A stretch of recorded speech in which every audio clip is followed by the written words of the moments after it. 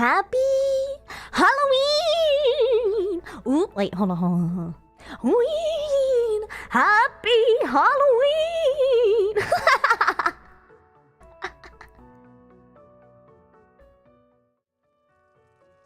Spooky times we're in today, everybody. Happy Halloween! Hello, everybody! It is I, the cute, vampire cat. Hello! Okay, come on, I'll take the compliments. Don't worry, I'm waiting. Thank you, everybody. I want to say that I tried my best. This was my minimal effort. Because, yeah, we had to compromise. Happy Halloween, everybody. I hope you all had a great weekend. Feliz de las Brujas. Yes, that's right. Happy Halloween desu. Hello. Look at this spicy vampire fox. Okay, chat, cover your ears. I'm gonna say something cringe. Rawr. Rawr. Wait. Don't vampires hiss? Or they do something crazy, like I'm gonna not do that anymore. The wings are invert. No, they're not. Are they? Oh my gosh, wait, you actually might be right. No, oh. Correct? You are right. Okay, well, I wanted to say hello, everybody. How is everyone? How did Sudachi not point this out before we started? It's okay. How is everyone doing? Did anybody go to any Halloween festivities over the weekend? Oh no, the wings. Oh no. SA02, good to see you again. Hello, Matthew Horton. Hello, Alex V. Hina. Good to see you, Hina. How you doing? Xox, Jay Karasu. Oh my gosh, everyone. Okay, so today, I need to get my thoughts in motion because my brain right now is not happening. Okay, so today's plan, everyone. We have acquired some stories from the kid community as well as some Crunchyroll employees. And also, we did lurk some of the Reddits, you know, the subreddit creepypastas. And so Crunchyroll-Hime today will be reading. I think the scariest part of this stream is me gonna attempt to read. But fear not, everybody, for I will be putting on some spooky voices for these. Also, I think for some of the stories, it is accompanied by movies. The movies and stuff like that. However, I do have a surprise for all of you, which is also very spooky Halloween. And this is also the first time that I've seen this thing that I'm about to show you.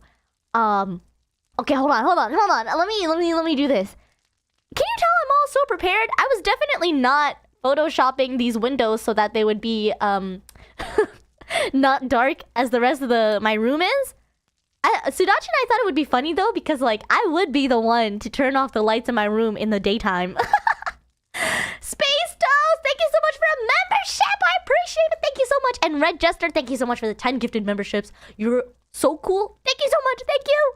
And Robert Carney, thank you so much for the 11 months. Just to let you know, because today is the last day of October, this is the last day for the Share Cancer Support charity. And then tomorrow we will be having and introducing a new charity where all super chats and memberships will be going to. So thank you so much who has donated over the month.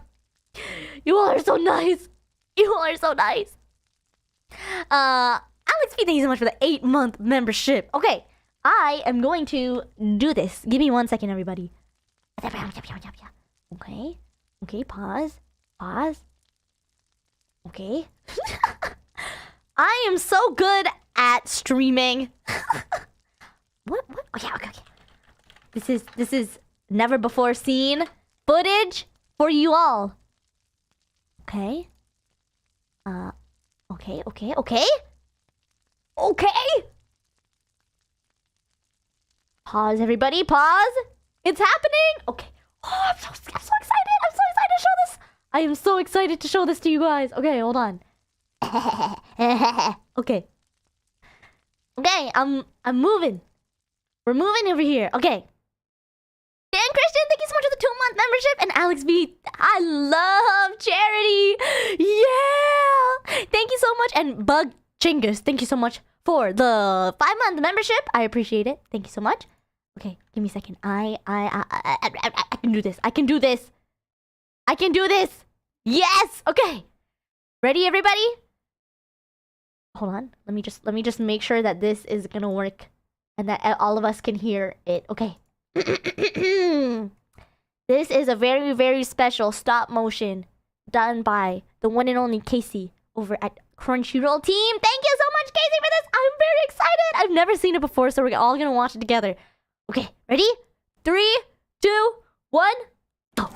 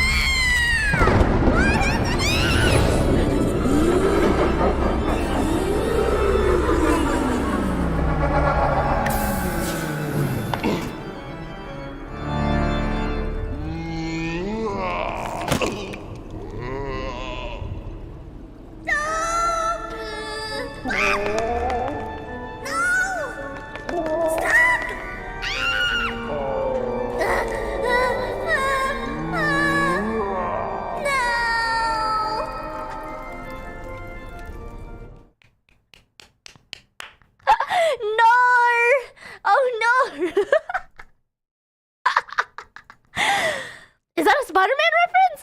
Good question. Yeah. I don't know, but thank you so much, Casey. That was so scary. Wasn't that really Nor? Oh, Nor. Oh my god. Not that. That's a real Hemer over there, everyone. That is Hemer if I've ever seen one. Great stuff. Thank you so much, Body Fellow Boss. Thank you. We got the bad ending. Yeah! I love getting the bad ending. Yeah! He-Man, are you Australian? I'm not. Although I do love Australians. They're so fun with their what do they have in Australia? They have spiders, right? But you know what else they have in Australia? They have Tim Tams. Not even just Tim Tams, they have Tim. Tim spent a lot of his childhood in Australia. And kangaroos! Yeah, Hime Stein. Gum Cobbler, thank you so much for the $5 VIP super chat. Thank you so much. Jaw dropping. Show stopping. Never before seen. But yeah, that was so fun. Thank you so much. No kidding, I work in the hospital. Wait, what? Wait, what? Okay. We are going back here. Okay, everybody. So, like I said, today we are going to be doing some scary story read-alongs. But I want to give you all a couple of minutes to gather your snackos, to gather your drinks. I don't know if anyone has tea. What do we all have to snack on while Hime reads? You some scary stories. Pray for mercy! Happy Halloween, everybody! Hemer the Screamer. That's right, that's right! Water? You got juice? It has a juice. It has a juice. It's corn. The big no. It has a juice. Oh, perfect. I'll get my coffee. Yeah. I'll give you a couple minutes. Don't worry. Because I do want to know, because it is now October 31st, now everybody must tell me. You are obligated to share with me your Halloween costume for 2022 this year. This is not my official costume, by the way. My official costume, I don't know if anybody saw it on the Crunchyroll Instagrams. You know, that social media platform. I am a vampire. However, you know what? We actually got the costume commissioned based on the poll that we had the other stream, where it was literally 50-50 pumpkin and vampire. So I don't know if anybody caught on to that, but it was a pumpkin suit, but I was a vampire. We're pumpkin vampires! Very enthusiastic. Yes.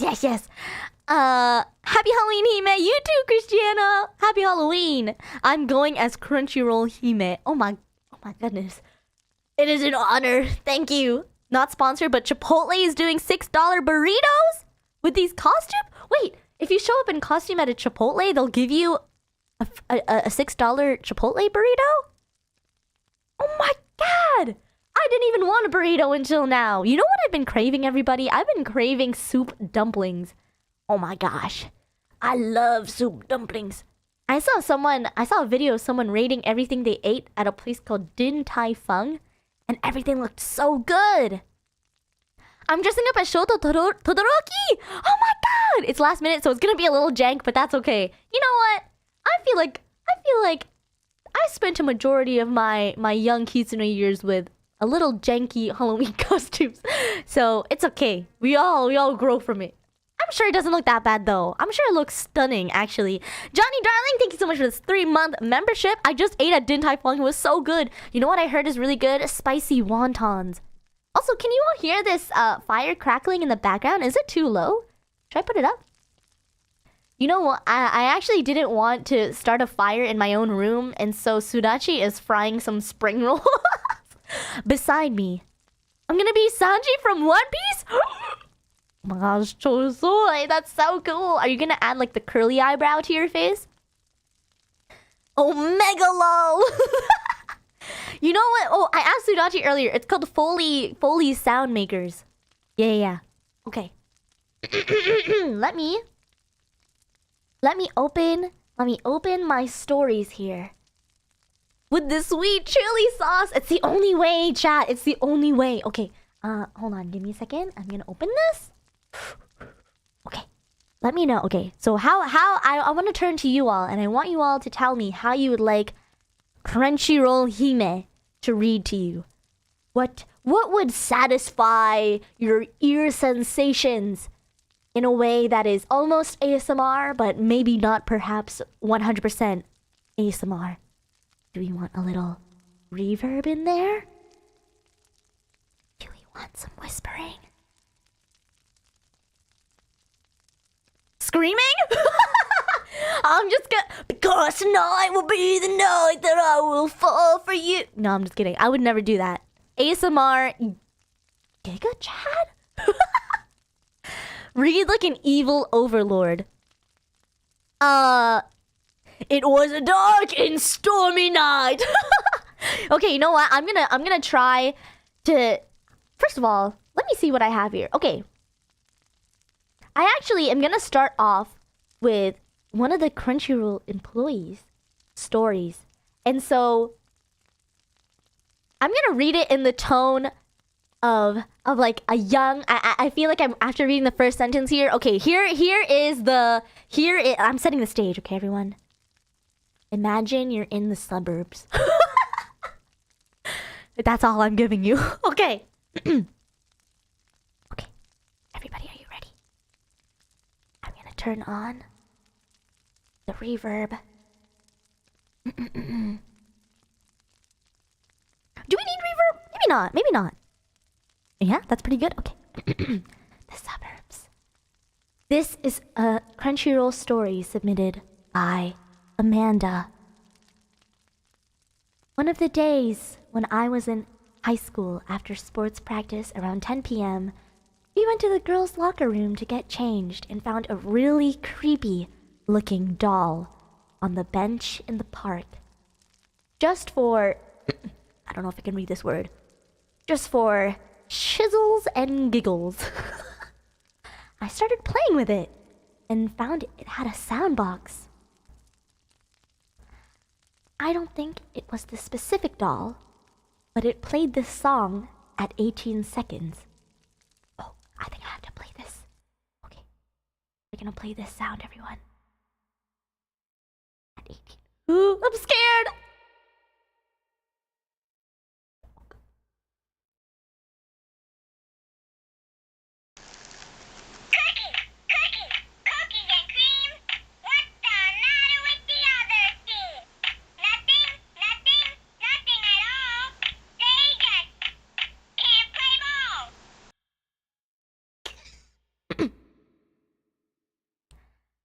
I just kind of left it there, but every day after that, he saw the same doll, but moved on, different benches.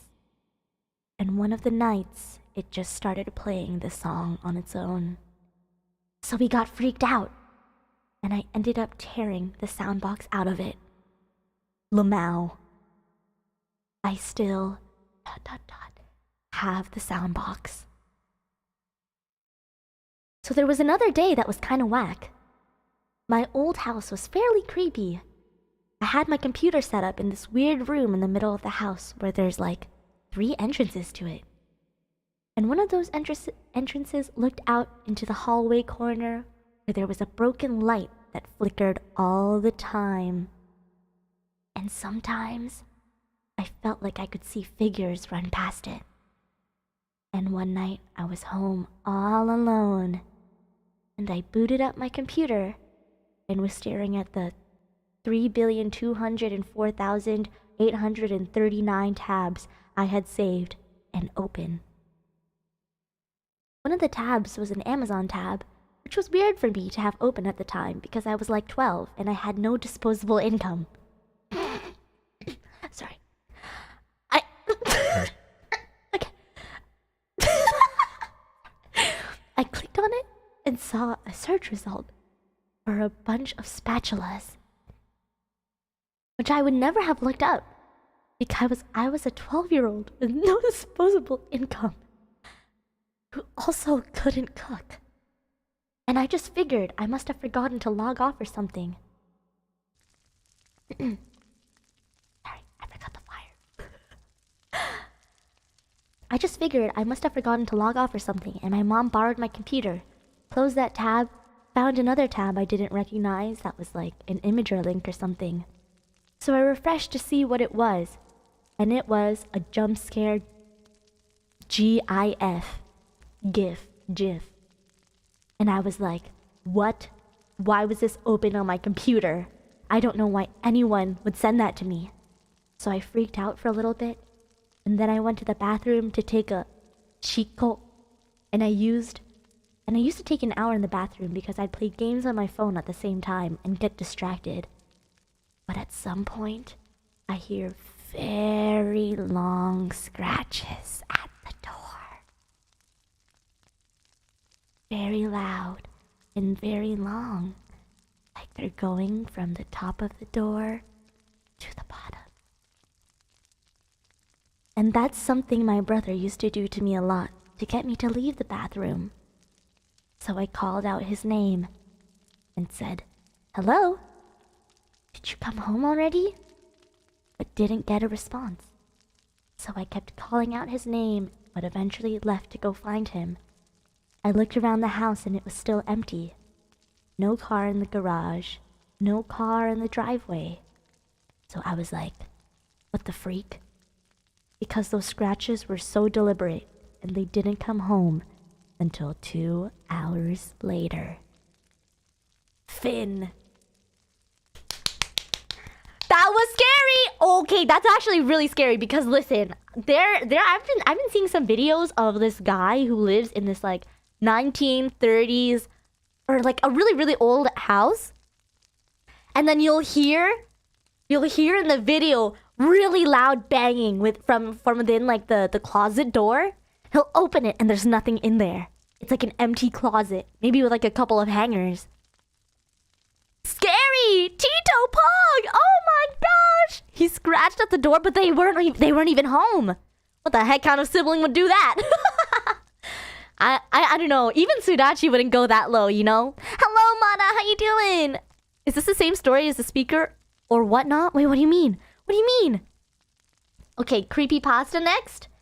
Okay, great story, Amanda. Thank you so much for your contribution. I'm scared. I'm scared. Okay. Yeah. How are you? Is he scared yet? You know, it's a lot to scare me. I'm not that freaked out yet. We're only on I almost said episode 1. We're only on the first story, okay, chat? We got this. We will continue on. Thank you, Kurt. Thank you. I put my entire heart and soul in this Photoshop file. Actually, I used Illustrator. Okay.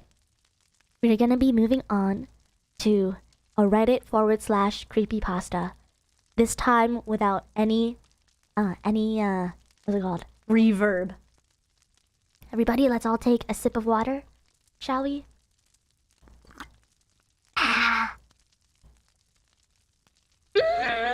That's the good stuff. That's the good stuff. Okay. It's around 2 a.m. Perfect. Okay. We are reading a story called this is okay. Oh, this one's actually pretty long. Okay. Actually, let me put up the game a little bit so we can hear everything. 1 second. Hello, am I louder? My lips are pressed against my mic. Okay. Ready? This is a story called The Russian Sleep Experiment. Russian researchers in the late 1940s kept 5 people awake for 15 days using an experimental gas-based stimulant. They were kept in a sealed environment to carefully monitor their oxygen intake so the gas didn't kill them, since it was toxic in high concentrations. This was before closed-circuit cameras, so they only had microphones and 5-inch thick glass porthole-sized windows into the chamber to monitor them. The chamber was stocked with books, cots to sleep on, but no bedding. Running water and toilet, and enough dried food to last all 5 for over a month. The test subjects were political prisoners deemed enemies of the state during World War II. Everything was fine for the first 5 days. The subjects hardly complained, having been promised falsely they would be freed if they submitted to the test and did not sleep for 30 days. Their conversations and activities were monitored, and it was noted that they continued to talk about increasingly traumatic incidents in their past, and the general tone of their conversations took on a deeper aspect after the 4-day mark. After 5 days, they started to complain about the circumstances and events that led them to where they were and started to demonstrate severe paranoia. They stopped talking to each other and began alternately whispering to the microphones and one-way mirrored portholes. Oddly, they all seemed to think they could win the trust of the experimenters by turning over their comrades, the other subjects in captivity with them. At first, the researchers suspected this was the effect of the gas itself. After 9 days, the first of them started screaming. He ran the length of the chamber repeatedly, yelling at the top of his lungs for 3 hours straight. He continued attempting to scream, but he was only able to produce occasional squeaks. The researchers postulated that he had physically torn his vocal cords. The most surprising thing about this behavior is how the other captives reacted to it, or rather, didn't react to it. They continued whispering to the microphones until the second of the captives started to scream. The 2 non-screaming captives took the books apart, smeared page after page with their own feces, and pasted them calmly on the glass portholes. The screaming promptly stopped. And so did the whispering to the microphones. After 3 more days passed, the researchers checked the microphones hourly to make sure they were working, since they thought it was impossible that no sound could be coming with 5 people inside. The oxygen consumption in the chamber indicated that all 5 must still be alive. In fact, it was the amount of oxygen 5 people would consume at very heavy levels of strenuous exercise. On the morning of the 14th day, the researchers did something they said they would not do to get a reaction from the captives. They used the intercom inside the chamber, hoping to provoke any response from the captives, as they were afraid were either dead or vegetables. They announced, "We are opening the chamber to test the microphones. Step away from the door and lie flat on the floor, or you will be shot." Compliance will earn one of you your immediate freedom. To their surprise, they heard a single phrase in a calm voice response. We no longer want to be freed. Debate broke out amongst the researchers and the military forces funding the research. Unable to provoke any more response using the intercom, it was finally decided to open the chamber at midnight on the 15th day. The chamber was flushed of stimulant gas and filled with fresh air, and immediately voices from the microphones began to object. 3 different voices began begging, as if pleading for the life of loved ones to turn the gas back on. The chamber was opened and soldiers sent in to retrieve the test subjects. They began to scream louder than ever, and so did the soldiers when they saw what was inside. 4 of the 5 subjects were still alive, although no one could rightly call the state any of them in life. The food rations past day 5 had not been so much as touched. There were chunks of meat from dead test subjects' thighs and chest stuffed into the drain in the center of the chamber, blocking the drain and allowing 4 inches of water to accumulate on the floor. Precisely how much of the water on the floor was actually blood was never determined. All 4 surviving test subjects also had large portions of muscle and skin torn away from their bodies. The destruction of flesh and exposed bone on their fingertips indicated that the wounds were inflicted by hand, not with teeth, as the researchers initially thought. Closer examination of the position and angles of the wounds indicated that most, if not all of them, were self-inflicted. The abdominal organs below the rib cage of all 4 test subjects had been removed, while the heart, lungs, and diaphragm remained in place. I lost my spot, chat. The skin and most of the muscles attached to the ribs had been ripped off, exposing the lungs through the rib cage. All the blood vessels and organs remained intact. They had just been taken out and laid on the floor. Fanning out around the... What word is this? Eviscerated? Eviscerated. Yeah. But still living bodies of the subjects. The digestive tract of all 4 could be seen to be working, digesting food. It quickly became apparent that what they were digesting was their own flesh that they had ripped off and eaten over the course of days.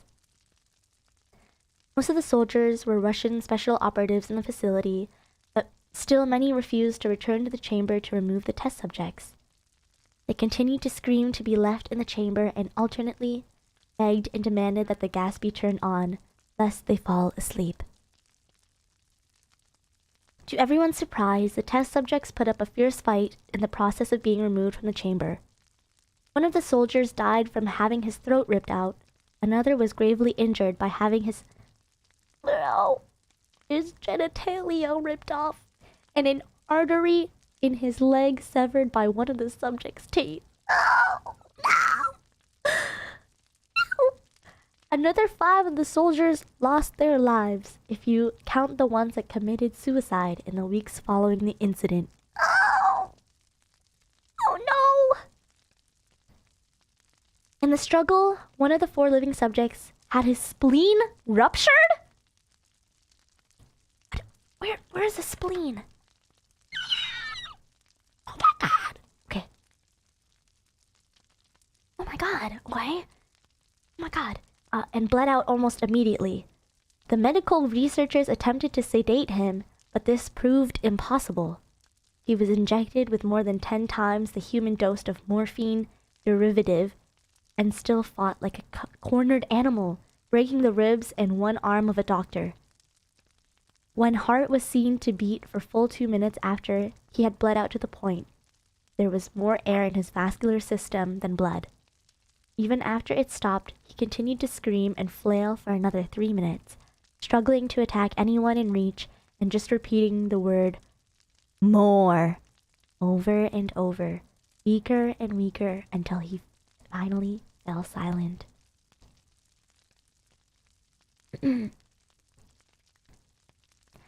The The surviving 3 test subjects were heavily restrained and moved to a medical facility, the 2 with intact vocal cords continuously begging for the gas, demanding to be kept awake. The most injured of the 3 was taken to the only surgical operating room that the facility had. In the process of preparing the test subject to have his organs placed back within his body, it was found that he effectively was immune to the sedative that they had given him to prepare him for the surgery. He had fought furiously against his restraint where the anesthetic gas was brought out to put him under. He managed to tear most of the way through the 4-inch wide leather strap on one wrist, even though the weight of a 200-pound soldier holding that wrist as well. It only took a little more anesthetic than normal to put him under, and the instant his eyelids fluttered and closed, his heart stopped. In the autopsy of the test subject that died on the operating table, it was found that his blood had tripled the normal level of oxygen. His muscles that were still attached to his skeleton were badly torn and had broken 9 bones in his struggle to not be subdued. Most of them were the force of his own muscles that had exerted on him. Oh my gosh, guys, this is so long! I need a water break. Oh my god, this is dark, Chad. I don't know if I can keep going. Oh my gosh. Okay. Is this good? Is this good? I'm scared. Yeah, the story is really long. Okay. Push through, Hime. I got this. The second survivor had been the first of the group of 5 to start screaming. His vocal cords destroyed, he was unable to beg or object to surgery, and he only reacted by shaking his head violently in disapproval when the anesthetic gas was brought near him. He shook his head yes when someone suggested, reluctantly, they try the surgery without anesthetic, and he did not react for the entire 6-hour procedure of replacing his abdominal organs and attempting to cover them with what remained of his skin. The surgeon presiding stated repeatedly that it should be medically possible for the patient to be alive. One terrified nurse assisting the surgery stated that she had seen the patient's mouth curl into a smile several times whenever his eyes met hers. When the surgery ended, the subject looked at the surgeon and began to wheeze loudly, attempting to talk while struggling. Assuming this must be something of drastic importance, the surgeon had a pen and pad fetched so the patient could write his message. It was simple. Keep cutting. The other 2 test subjects were given the same surgery, both without anesthetic as well. Although they had to be injected with a paralytic for the duration of the operation, the surgeon found it impossible to perform the operation while the patients laughed continuously. I don't like this! The images! Once paralyzed, the subjects could only follow the attending researchers with their eyes. The paralytic cleared their system in an abnormally short period of time, and they were soon trying to escape their bonds. The moment they could speak, they were again asking for the stimulant gas. The researchers tried asking why they had injured themselves, why they had ripped out their own guts, and why they wanted to be given the gas again. Only one response was given. I must remain awake. All 3 subjects' restraints were reinforced, and they were placed back into the chamber awaiting determination as to what should be done with them. The researchers, facing the wrath of their military benefactors for having failed the stated goals of their project, considered euthanizing the surviving subjects. The commanding officer, ex-KGB, instead saw potential and wanted to see what would happen if they were to be put back on the gas. The researchers strongly objected, but were overruled. In preparation for being sealed in the chamber again, the subjects were connected to an EEG monitor and had their restraints padded for long-term confinement. To everyone's surprise, all 3 stopped struggling the moment it let slip that they were going back on the gas. It was obvious that at this point, all 3 were putting up a great struggle to stay awake. One of the subjects that could speak was humming loudly and continuously. The mute subject was straining his legs against the leather bonds with all his might. First left, then right, then left again for something to focus on.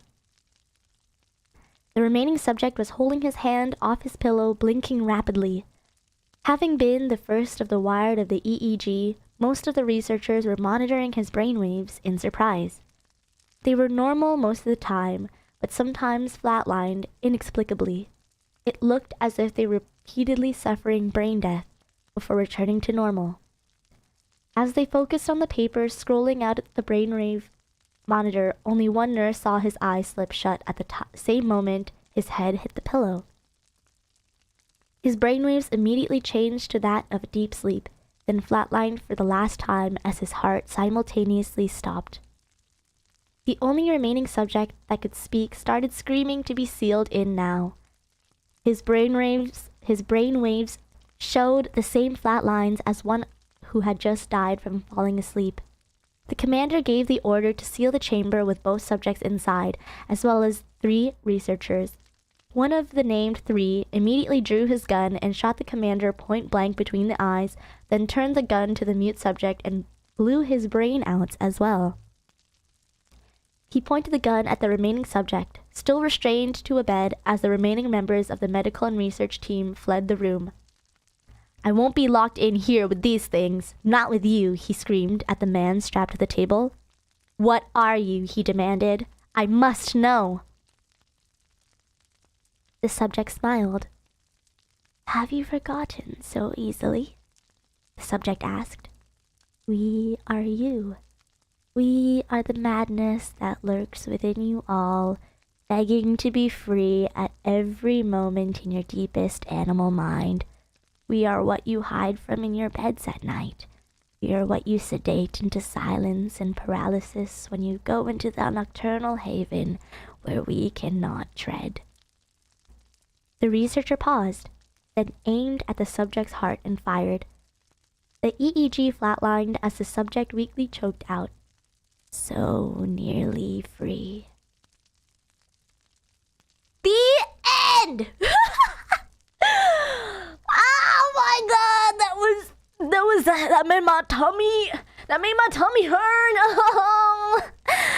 Oh, that was scary. You know what though? Like, more than scary, that was like traumatizing. Like, it was not. It was like, you know why? Like, when I think of creepypastas, I think of like Paranormal Activity. This one felt a little bit too real. I don't know if I like that one. Quirky Frog, thank you so much for the Akasuba. Oh my god. I'm always happy to support charities while he may slays these scary stories. Happy Halloween, everyone. The Quirky Frog, thank you so much for your Akasuba. And also Red Jester, I did not mean to miss it. I was mid-story, but thank you so much. I really appreciate everybody's support for Sharing Cancer support. I really appreciate it. Thank you so much. Thank you for an inspired month of thrills, scares, and all sorts of hilarity. Much love. You too, Red Jester. Thank you so much. Wow, thank you everybody so much. You're all so kind on the last day of the month. I can't wait for November. But yeah, honestly, this has been a great month. Thank you so much. You know, it made reading that horror story all worth it. That story actually got a movie? Wait, actually, that's so scary. Hey, yay. Happy Halloween. You too, the Nine-Tailed Fox. What did everybody think of that one? I saw in the chat a lot of people have already been exposed to this story before. That scared me. That scared me. Okay. I have a short one from someone in the Kit community. Is Carlos here? Amazing. Thanks, Faith. Lazy Rider, always a classic. Yeah. M. Cultura is child's play compared to this story. What is that? It's a classic. Pretty good. Am I the only one that has never read this one? I'm scared. I'm scared. I like the weird pic of the smiling subject. There's a photo that goes along with it? Oh my god. What was that story's name? It was the Russian sleep experiment, I think. Okay. We have a story here submitted by a very, very loved member of the Kit community. Thank you, Carlos. This one, I believe it is a personal story, I believe. Something that happened IRL. Ooh, scary. Okay. You know what? Okay, let me try. This one's a short one, so let me read this to you all. It was half an hour before midnight, and my family and I were on the third day of traveling towards our vacation home in Mexico. And we were a few kilometers away from the state border between the Mexican states of... Ooh, I'm gonna mess this up. Okay. Aguas Calientes? Aguas Calientes means hot waters in Spanish. Aguas Calientes. Oh, yeah. Okay, yeah. And Jalisco. Yeah. It was there that after entering Jalisco, I saw a pair of red eyes? Oh, God. Red eyes in the middle of the road. I thought it was another car, but there was no headlights. And just when we were getting close, it vanished quickly as it did appear. At least it didn't follow us home, whatever it was. Eek! Ow! Yeah. Oh, you know what I hate, chat? The feeling, I don't know if anybody has experienced this, the weird paranormals or any type of, I don't know if anybody is like, I don't know, what's that word? Like psychic or stuff like that, but sometimes, you know when you can feel someone watching you? When you can feel someone's just like eye, like even if it's not in a, I mean, most of the time for me, it's like in a weird, scary way. But like when you're walking home at night, for example. Spiritually sensitive, for example. Paranormally sensitive. Sixth sense. Yes, deep, deep blue. Agreed. Very unsettling. Yes, I don't look back. Unfortunately, I am an overthinker, and so I do 360s whenever I feel that. And if I don't see anything, I just bolt to wherever I need to go. What would you do if you saw Sword Art Online? By the way, everybody, happy Sword Art Online Day. Today is the first day that Sword Art Online was released. October 31st, 2022. Yeah! Okay. Thank you so much, Carlos, for that story. I'm scared. I just hate the feeling of, I don't know, like, being watched. I just don't like it. Okay, we have a story here. I've experienced walking out of my room to get some water and hearing someone telling me to turn off the light despite being home at... Oh, no! Oh, no! Sword Art Online, ... Saka OS, come on. It's so good. Okay. We have another kit story here from a good friend. Good friend, Takodachi Tsuna. Yes. The eyes wandering. Okay. Ready, everybody? Aren't we all watching you right now? But I know you all are watching me. It's like when you're walking home or something and you don't think that anybody is like paying attention to you. I hate that. Okay, let's go. Takodachi Tsuna. Hi, hello, Saint Jacob. How you doing? Okay, ready? Yo, no. Yes! Yo, yes! Okay, ready? This is from our good friend, Takodachi Tsuna. Story. Toilet seat was warm when I came home. I live alone. What if you have a bidet? Okay. I've always been a very reclusive person. I didn't talk much in school and never did much other than study on my own and played some video games on my free time. But that didn't mean I didn't have any friends. I actually got loads of them. Okay, subtle flex. I see. Never knew how or why. I guess I just attracted extroverted people. Among those friends, I was a fella I talked with a lot. So much so that I would consider him a brother. We knew each other for a long time since we were kids, basically. And even back then, he kept telling me about this girl he liked. Wouldn't stop talking about how pretty she was. He touched grass. Okay. When we were both 16 years old, he finally decided to confess to her. I tried to be a good friend and encourage him, but warning him to not be too pushy with his confession. After a while, he went on his way and confessed to the girl at school. And went missing for a while. I went to his home and asked his mom why he hadn't gone to school, but she answered that she didn't know where he was. The last time she had seen him was when he confessed to the girl. After some time, all my friends from my friend group started to go missing, one after the other. I started to get very terrified, and after a while, I was the only one left. Fearing that I might also go next, my parents were also worried by this, and they locked me in my room and didn't let me leave for anything. After about a week of this, I got a message from my old friend that went missing first. I responded immediately, with concern and a bit of happiness.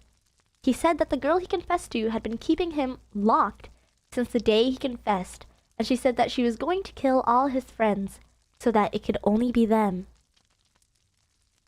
He also told me that he tried contacting the other friends, but none of them responded. After a short chat, he asked if he could hide in my house for a while. I agreed. He seemed to need it, so I cleaned the room nice and tidy. After a while, my parents told me he had arrived, so he came to my room and seemed really beat up. He had a few scars and bruises he didn't have before. He told me that he had to stay overnight and probably go somewhere else the next day. During the night, I heard noises of my door opening. I was still sleepy, so it took me a while to turn around, and while I was waking up, I felt something very warm wrap around my throat, followed by the words, "Goodbye."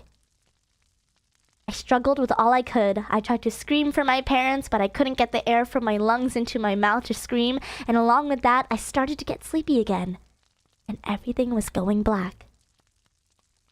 During my struggles, I managed to hit the crotch of whatever was strangling me, and in a self-defense act, I grabbed the broom that was next to my bed and hit it over the head a few times until it stopped moving. After that, I walked to the switch light and turned it on and saw my best friend lying on the ground, not breathing, with his nose broken. I recoiled after seeing it, and a bunch of questions started to pop in my head. After a short while, I heard my phone ring, scaring me. I walked up to it and saw an unknown number. Picking it up, I heard a feminine voice. "Oh, look at you. So cute. And you even managed to kill that ugly, boring man. So won't you come see me, my love?" "Of course, my queen. I'll head there right away." Finn! Wow! Plot twist! Plot twist! Oh my gosh! Oh no! Oh my gosh! Wow! He really... Oh my god, the betrayal! The betrayal! But also... Sakura Jitsuna, thank you so much for your submission. That was good. That was a good one. That was a 180 twist. Yeah, Laser Nico, it was, wasn't it? Robert Carney, literally my dream girl. Wow, I mean, I someone's dream girl out there, huh? Carlos, thanks for reading my story. Of course. My sister says that mommy killed her. Mommy says I don't have a sister. Uh-oh. At least now he has a maiden. Look at Chad turning out negative to a positive. Yeah, so what? His best friend got killed by the narrator of the story. But who cares? At least he has a maiden. What the? Oh my gosh. Okay, everybody. We're gonna move on to a creepypasta. It just keeps on going. Okay. Let's move on. I like the yandere type of woman, but still, it's too much for me. I like the tsundere more. Happy Halloween, you too, Dragon Super. You too. What? Nothing wrong with the narrator. Okay, you know what, Cameron Edie? To each their own. To each their own. I don't know, man. Sounds like a toxic relationship. I mean, you said it, not me. Okay. Oh my gosh. Okay. I have a story here. It's called The Missing Husband. I'm gonna say this in like a sultry lady voice. Cause it's her husband. I mean, you know? Okay. I mean, I'll try my best. I don't know if I can do this right. Hold on. Let me take an H2O break. Water, everyone.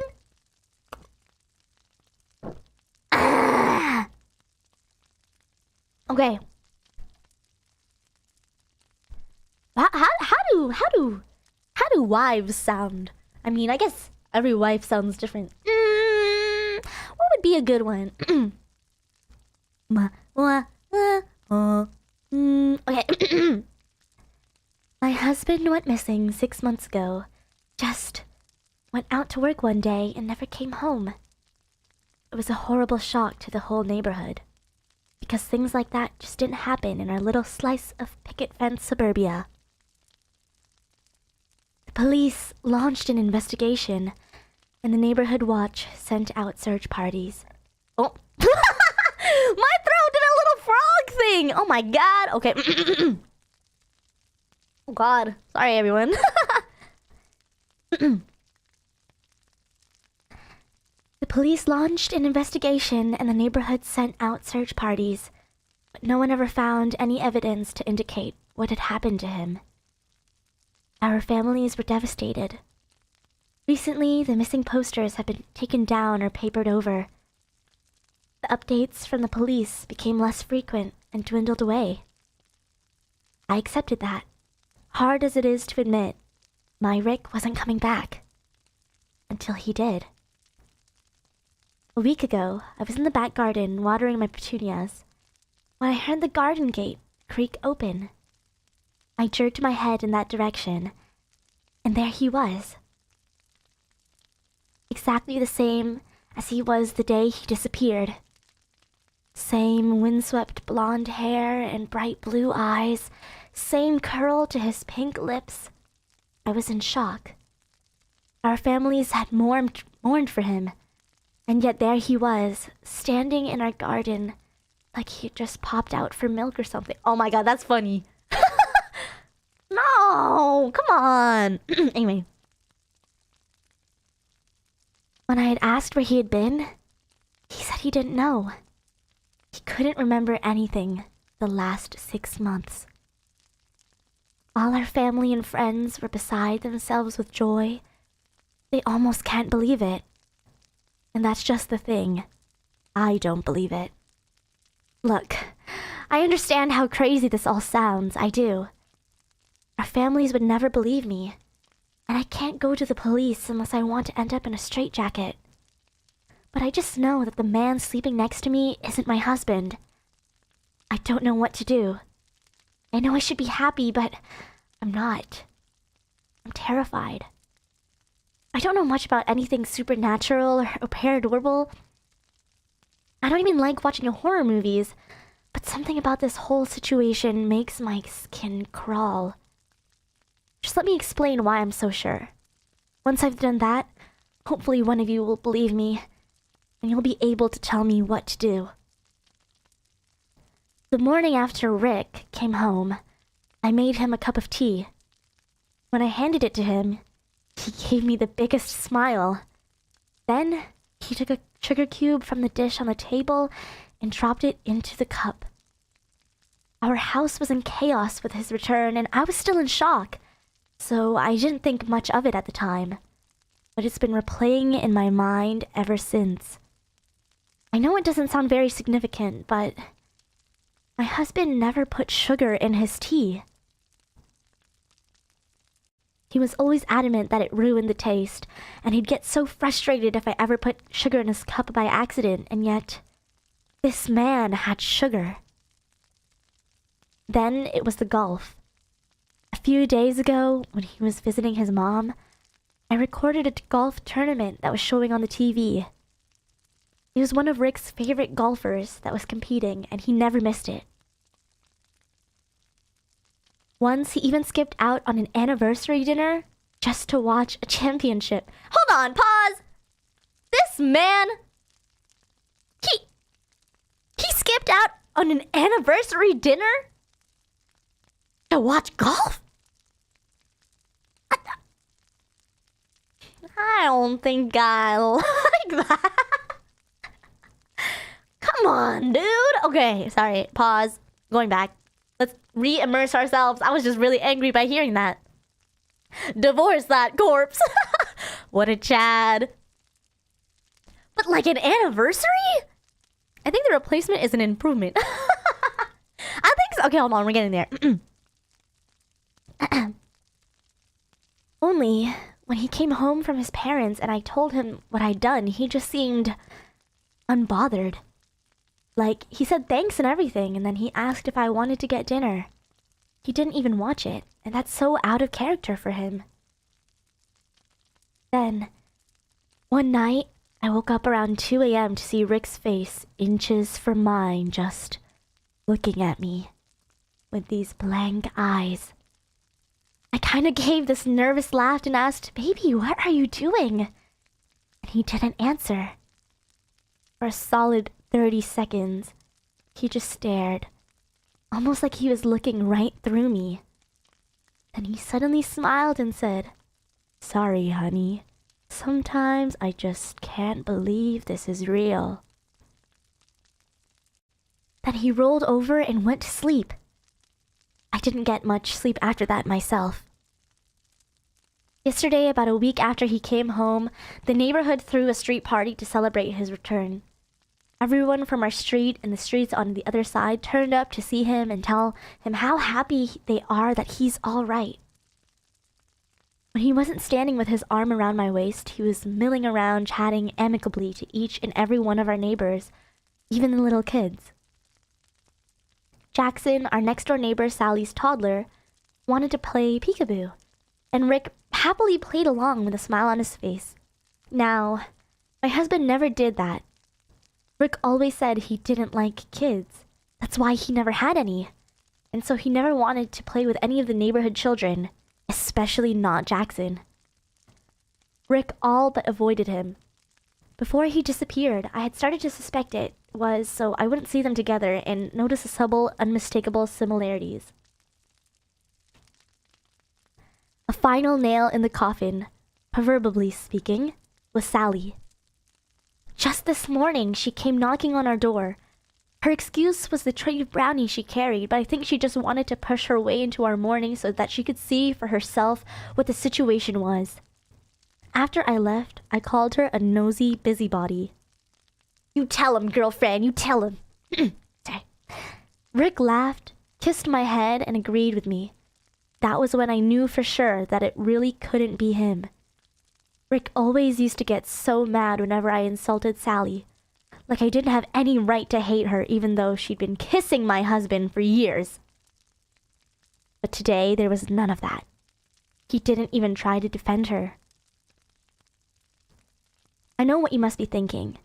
If he was in an accident or something, he must have had some kind of traumatic brain injury that caused him to forget some things about his life, maybe even change his personality. And that's valid, reasonable explanation. I have no doubt it's what the police would tell me if I reported all of this. But you know why I'm dead certain that man isn't my husband? He doesn't have a scar. If he was really Rick, he'd have a scar on the side of his forehead shaped like the golf club I hit him with, but there's nothing. Not a mark. Honestly, I'm this close to going out tonight and digging up my petunias just to make sure he's still under there. I don't know what I'm sharing a bed with, but I know it's not my husband. So what the hell am I supposed to do?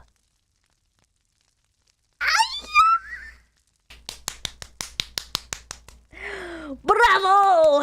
Bravo! Bravo! Bravo! That was good. That was good. That was a good one. I like that one. Oh my gosh. Oh my God. She killed her husband. She killed her husband. No way. Okay, that's so funny though because that's so karma. That's so crazy because she... Okay, because listen. Oh my gosh. Wait, because... She knew that her husband was cheating on her. And maybe she was just like mad with the way that he was, and so she was like fed up. And then she hit him with a golf club and buried him. But then the husband came back alive and nicer. So now, what the heck? That's so crazy! Yikes! You know what? That wasn't scary, but that was insane. I like that plot twist. That was really good. Okay. Yeesh! Okay, let me see if I can... Okay. Okay. This seems like the better outcome. I'm actually glad that that was the outcome. I'm really reading through these stories. Okay. Okay, I have another Kit story. This one was submitted to us by a very good Kit member, aka Alex Chen. Give it up for Alex Chen! Yeah! Yeah, Alex Chen! Yeah! Okay. That is so so quirky crazy of her. I know. Imagine being her. Oh my gosh. Wow. She is going through it. Actually, who do you think went through it more? The husband literally died. But is that the husband? That's a good question. Let's go, Alex Chan. Oh, no. Oh, no. Not my story. It's okay. I got you. I'm going to read this in an Alex Chan voice. Now, let me dabble with this. Go XLR. How can I change things? Hold on. Can I try doing something? What if I read it in auto-tune? Hold on. Let me change the pitch. Hello? Hello? Hello? Oh my god, wait. Did that sound any different? Hello? Hello, hello, hello. Oh, wait, no. Hello?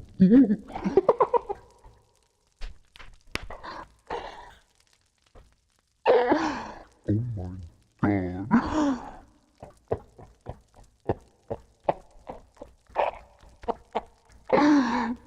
Oh no.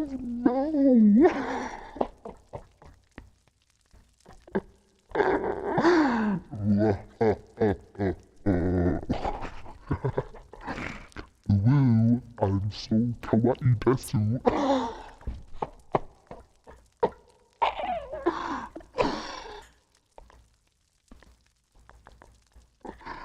Live, love, laugh, besties.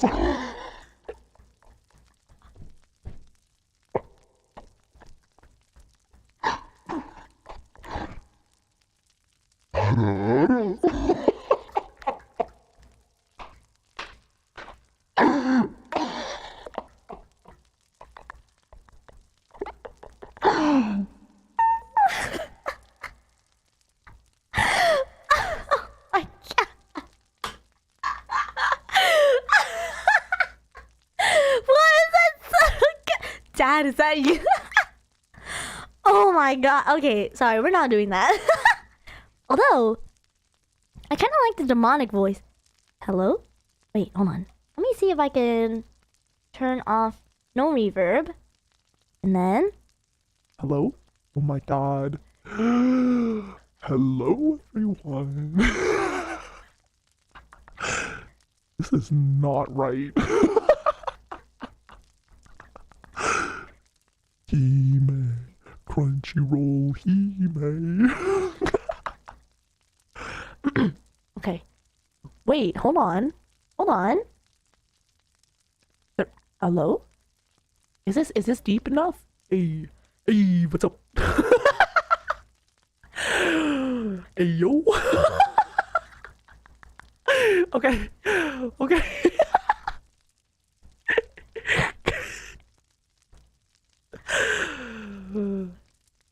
Let me see what this sounds like. I don't think I like it. Hold on. No, I was a young child. I can't do it. I'm sorry. I can't do this. I can't do it like that. That's too funny. When I was a young child. Okay. Toasty Foot. Thank you so much for the VIP super chat. I really appreciate it. Thank you. Okay. I'm going to sing Alex. I mean, not sing. I'm going to read. Yeah, I'm going to sing.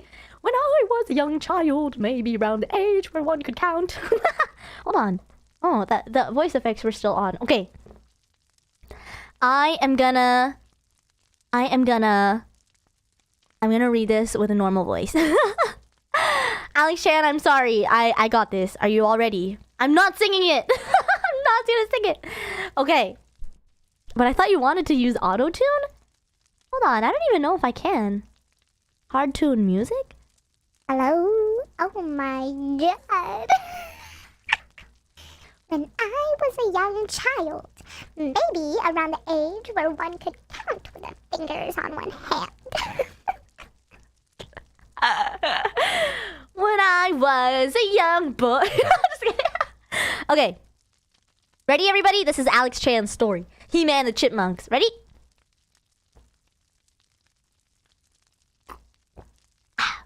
How many voices are we adding to Alex? I'm sorry, Valley Girl voice? No. Okay. When I was a young child, maybe around the age where one could count with their fingers on one hand, it was a time of great imagination in the young mind. However, with great imagination was also a great cost. Nightmares. This is a tale of one of the most frightening nightmares that still haunts me to this day. My grandparents were in a local Chinese American association, and every season they would host banquets for all members' family and friends at a local restaurant in Chinatown. The occasions are grand and galore with a full course Chinese food. I want to go. I want to go to that. On this particular outing, it was usual. We had gotten to the middle courses as usual. The cold cuts of meat, scallops, Peking duck, egg drop soup, steamed whole fish. The meal was going on perfectly. One of the old members of the association had gone up to do his karaoke, singing his favorite song as usual and off-key. No, his singing was not the nightmare. That is still to come. I like this comedic flair you're adding, Alex Chan. You see, as a kid, soda was like a reward after a long day, or a week, or a month. We didn't drink a lot of soda at home, only for special events. So, on this outing, I made sure to fill up with as much 7-Up as I could. But my mid-course, you know the bladder of a 5-year-old can no longer hold that much liquid. So it was time to go. Everyone at the table was busy enjoying the karaoke, so I turned to my grandma to take me to the restroom. So she did, holding my hand as we left the dining room and into the hallway that led to the restrooms. Oddly, there were a few people going in and out of the hallway that also had glass doors that led to the outside. It's the middle of dinner and there aren't that many late arriving guests. The door to the dining room closed and we turned left and headed down the hallway. All of a sudden, the hallway went dark. The escalators outside started moving at lightning speed, and there was a large rumble of thunder along the crack of lightning with no rain outside. We paid no attention to it and continued down the hallway towards the restroom, but somehow, the hallway appeared to lengthen. We continued further down, but to no avail. We could not reach the restroom. Behind us, the glass windows disappeared, and it was just a long, elongated hallway of darkness. There was an eerie sound echoing from behind us, and the hallway started to get narrow. We took off running, trying to look for a door, any door to turn into. However, there were no doors in sight. We kept running non-stop. But I also really had to go. There was just no end to this dark hallway. Behind us, the narrowing of the hallway grew faster and faster. Sorry, phlegm. I thought with great fear that we were either going to get swallowed by the dark abyss from behind or sandwiched by the walls caving in. I was exhausted. I could no longer keep running. We could not outrun this hallway, and loud, low-pitched, eerie scream bellowed out as the floor was about to give way and the walls were coming together. I awoke from the nightmare and found myself in the guest room bed of my grandma's house. It was dark. Of course, it was nighttime. But the darkness was too much. I ran out screaming in panic. I saw the clock. It read 9:20 p.m. All the adults and other older kids were sitting together watching a Hong Kong drama. I paid no attention to it. They asked me what was wrong. I could not explain, but I could just keep feeling the hallway coming after me. I ran around with great anxiety. One of the adults tried to calm me down, but it was impossible. They made me go to the bathroom, which I did.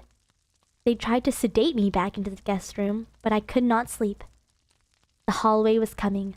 I could feel it. I ran back out in panic again. Eventually, it was time to go home.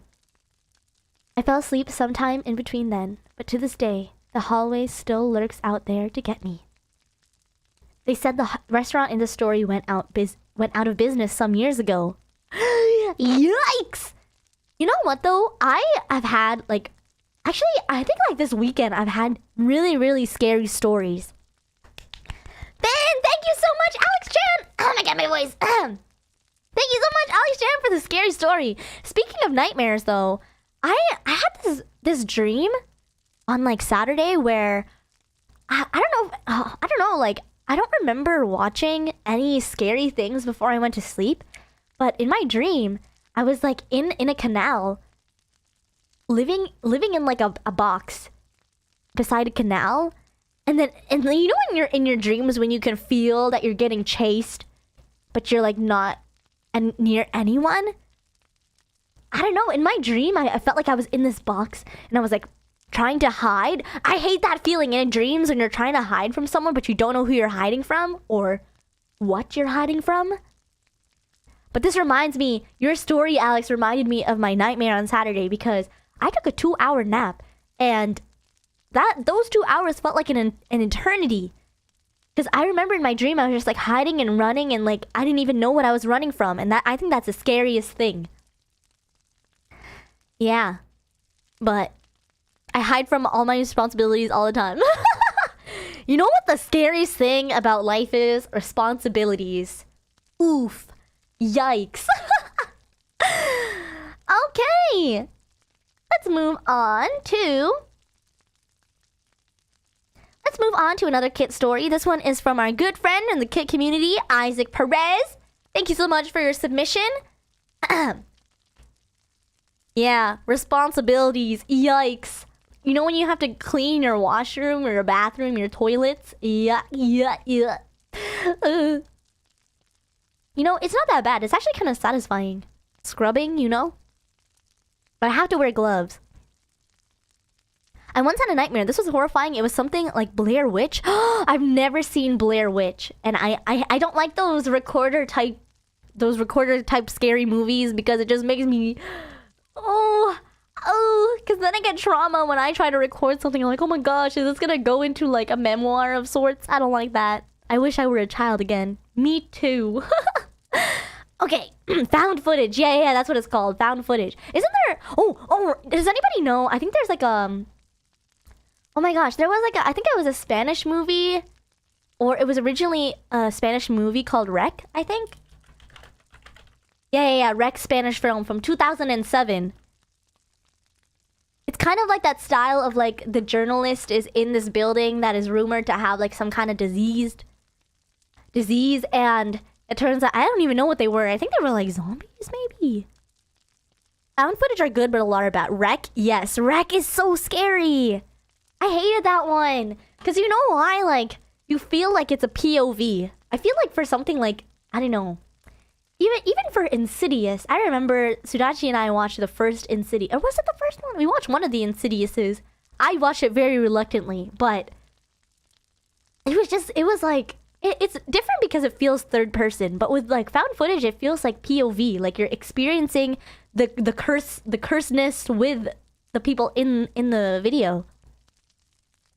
It was a zombie, but not truly zombie. It was like infected human, wasn't it? Like apocalyptic, but then they like quarantine in this building, right?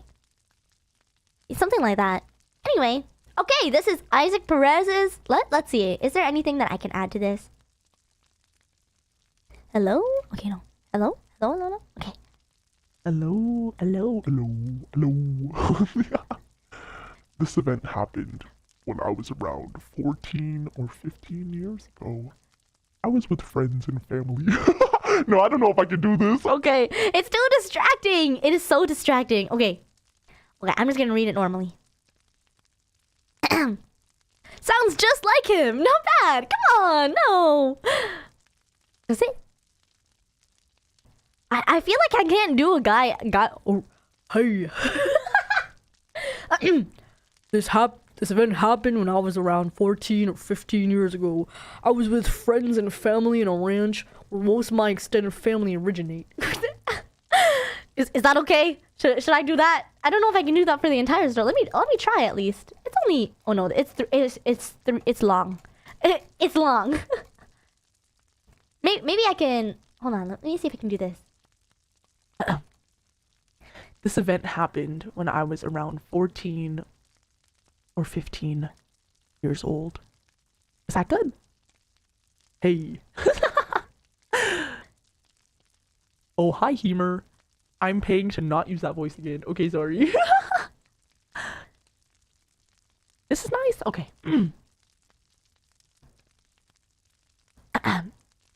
I was with friends and family in a ranch where most of my extended family originate. The ranch where I live is small and could be compared closely to a village since we live in the middle of nowhere, with mountains in every direction, which meant that there's no signal more miles and far from any big towns or settlements. You could live in the sticks, quiet and peaceful, where you see plenty of farm life and fun with the rest of the folk living there. This event occurred when I went to visit my grandparents and my family and some of my cousins who wanted to tag along. In reality, they came with us because life in the ranch is more relaxed than back home. We get settled as usual and say hello to my grandparents while helping my cousins unpack. After all the unpacking, my cousins and I decided to walk around the village and greet the rest of the people living there, since at that point, we're fairly well known since our grandparents are the equivalent as village elders. We greet everyone like normal until by pure accident, me and my cousins accidentally overheard a conversation from a rancher. They were talking about that they have lost some cattle for unknown reasons, saying that one of the cattle he found was ravaged and half-eaten, describing it as if it was attacked by a chupacabra. I don't need to get into details, but you can say it's a famous folklore or cryptid if you describe it that way. I heard this but shrugged it off, thinking it was taken by coyotes, since it wasn't uncommon to see them or mountain lions on rare occasions. A week passed since then, and me and my cousins decided to walk around the village with some other kids in the village, until one of my cousins decided to go to the Cerro, which translated as zero in English, the place he was describing in the wilderness around the village. Think of it as a forest with small trees, sharp rocks, and high hills and mountains, basically saying that nothing there that isn't human wouldn't live there unless they were animals. Normally some would say, why would you go in there? And you may be right. However, everyone goes in there either for hunting or gathering firewood, so normally it wasn't too dangerous unless you see spiders or snakes.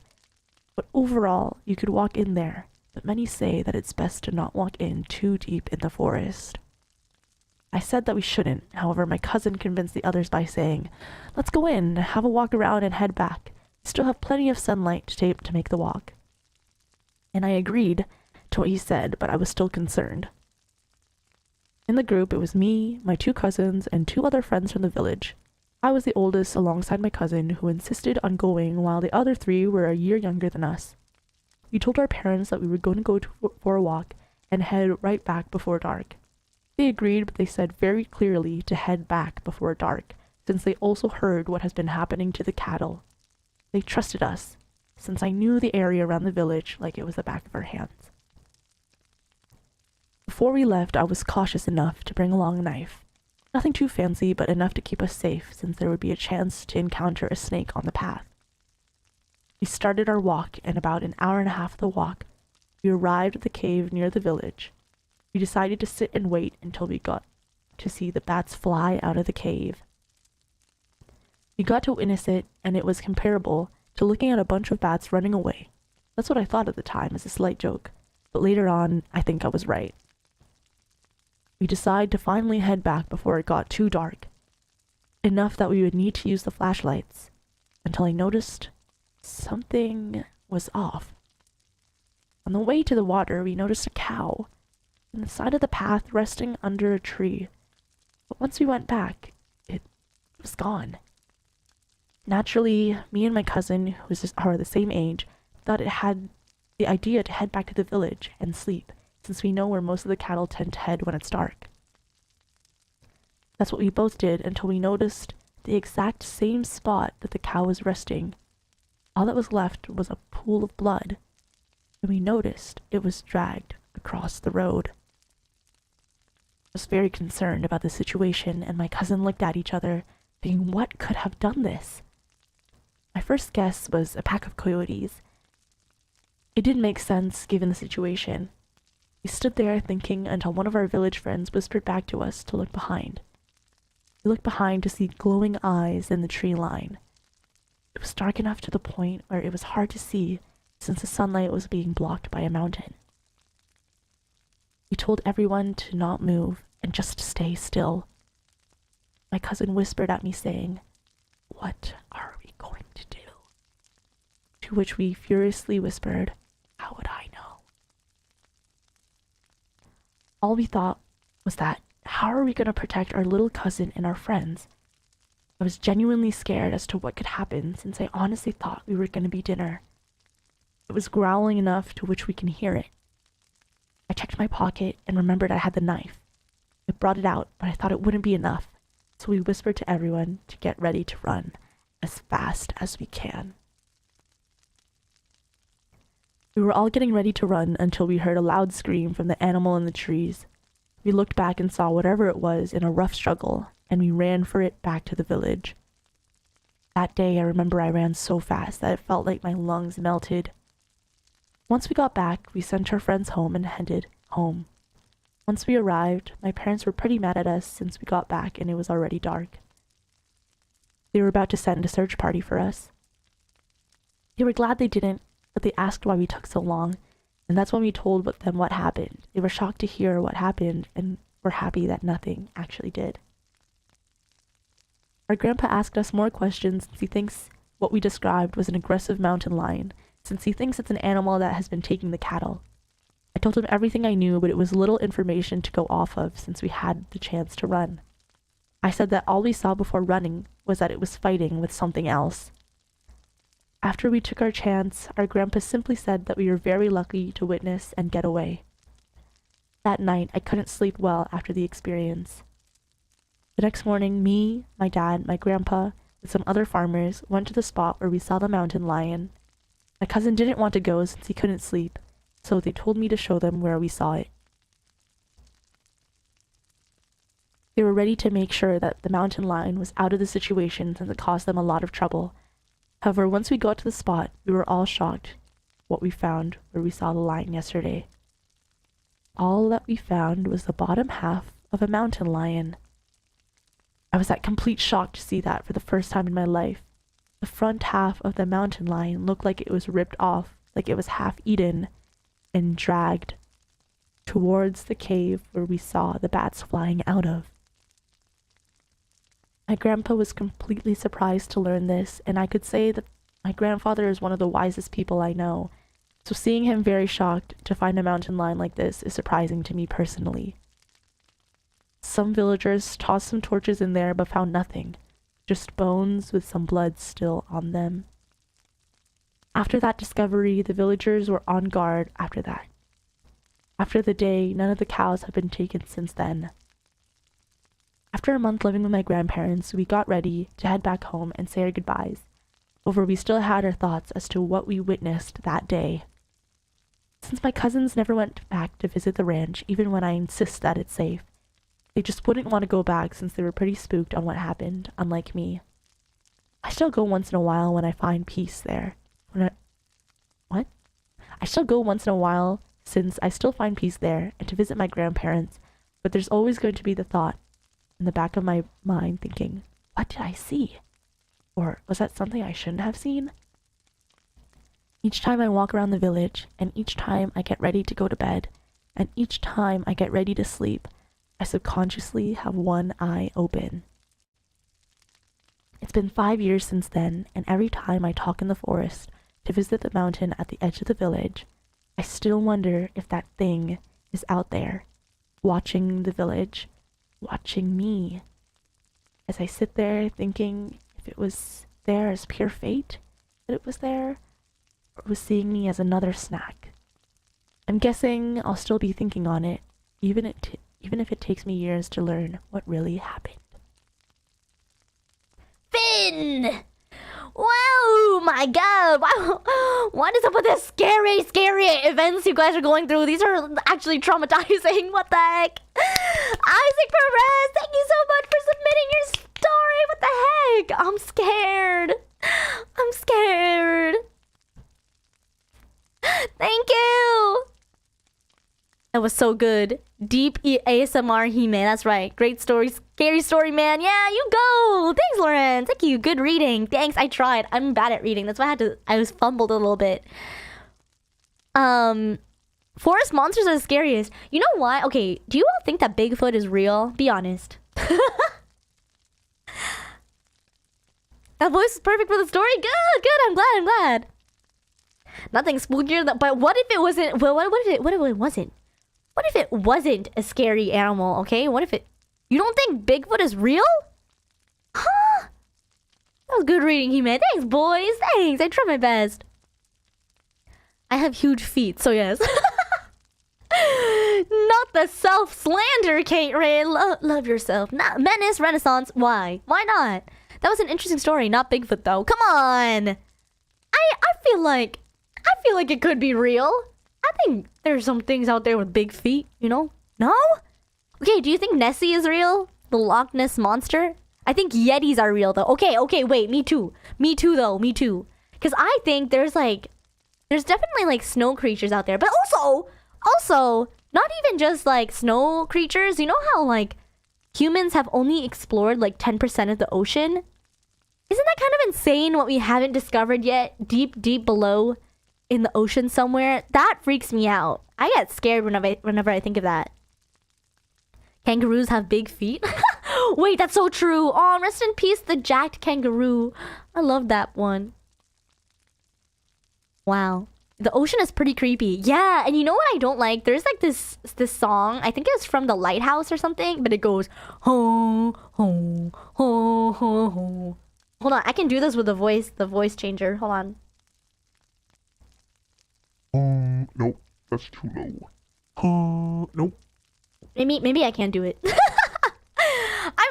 I'm sure you all know what I'm talking about. Maybe sometimes. Thalassophobia? Is that a thing? Is thalassophobia? Andy, is that real? The further you go in the ocean, the bigger thing. Oh, no. Okay, because has anybody ever seen that video where it was someone that was comparing like the size of some of the tallest buildings in the world to like the deepest parts of the ocean? It's so scary.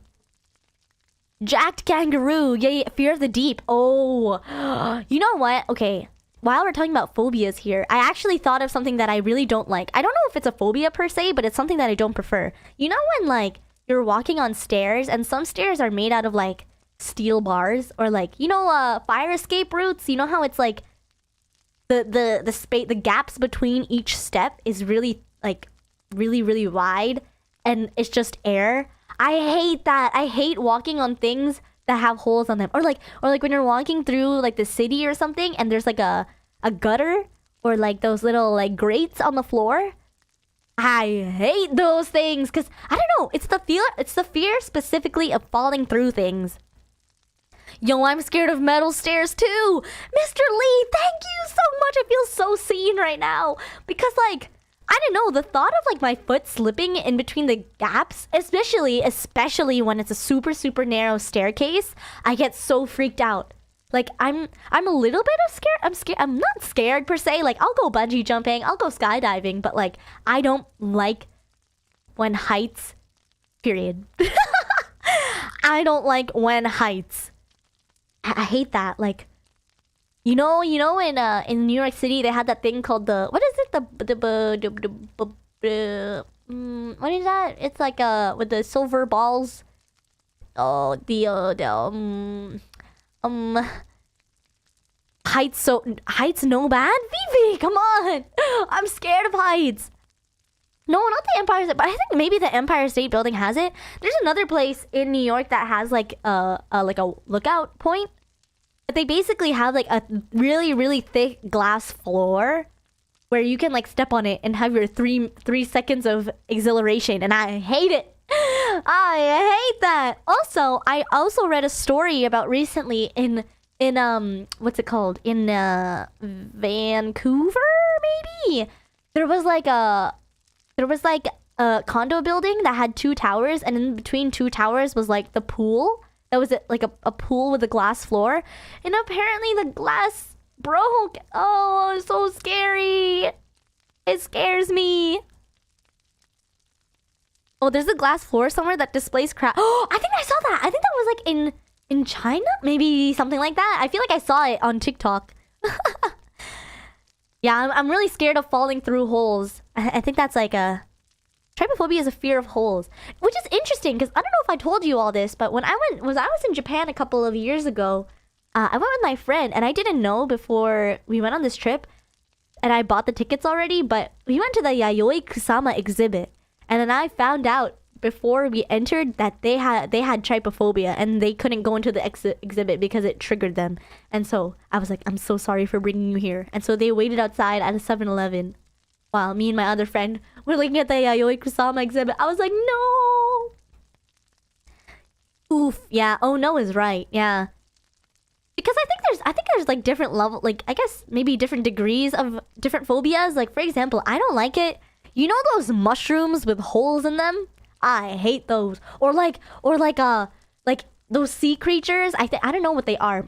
Like they're like corals almost, but they have like a million eyes. I do not like those. But if it's something like a painting with a bunch of dots and like polka dots, I'm not that triggered by it. Yeah. So, but I can understand. Like sometimes if I look at my pores too long, I get scared. I'm like, oh my god. Alrighty, moving on. Let's move on to our last creepypasta. We have, actually, I think we're really good for time. Okay. Yeah, makes my skin crawl. That's exactly what it is. That is exactly what it is. I'm gonna move down to a r/creepypasta story. Want to hear something scary? There's a skeleton inside of you right now. Can you feel your skeleton? I guess you can feel your bones, right? So I guess yes. That's kind of insane.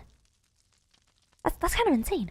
So Hime, one of my legs fell in a manhole before, but thank God I'm so tall. Oh my god.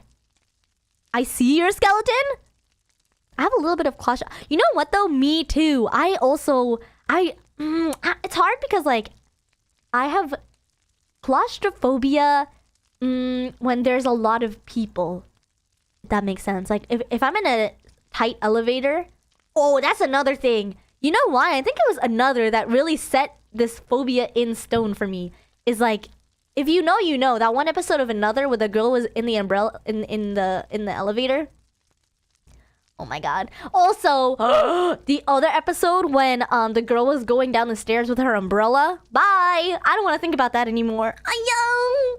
So scary. Oh my god. Yeah. Oh my god, that episode. Yeah, literally, right? It's so bad. The nervous system looks creepy. If you want to know something insane, talking about systems, you all should look up the mycelium system. You know, mushrooms are kind of insane. Mushrooms, they talk to each other. Did you know that? Okay. Anyway, also, random side fact that I have for you all before I start this creepypasta story. Did you know in like the 1900s or the early 1900s, beds, instead of having like, what's it called? Like bed frames, beds used to be held up using tightened rope to make a grid pattern, which is why people say sleep tight, because they want the ropes under your bed to be tight so that you don't fall through your bed. Isn't that insane? Oh my god. So cool. Yep, that was a thing, right? Oh my god, sleep tight instead of sleep loose, I guess. Ugh. Okay. Alright. Going on to the next creepypasta. This one is called Search and Rescue Story. I'm gonna take a sip of my water. Everybody, water check.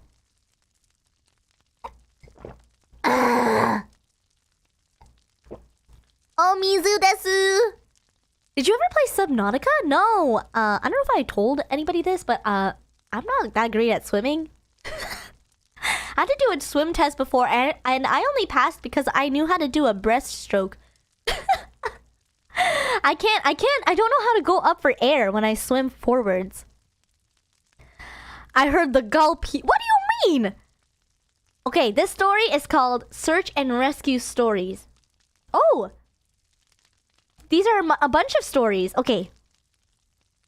We're gonna go through these ones. Let me see if I can.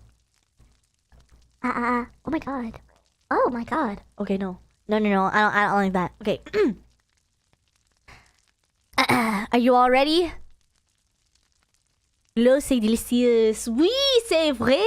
No, Subnautica helped tons with. Oh, really? Okay, maybe I will play it one day. I'm scared.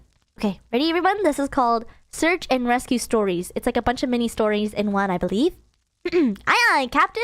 If you're ready, say aye aye, Captain. Chat? Aye aye, Captain. We must follow Kate Rin. Aye aye, Captain.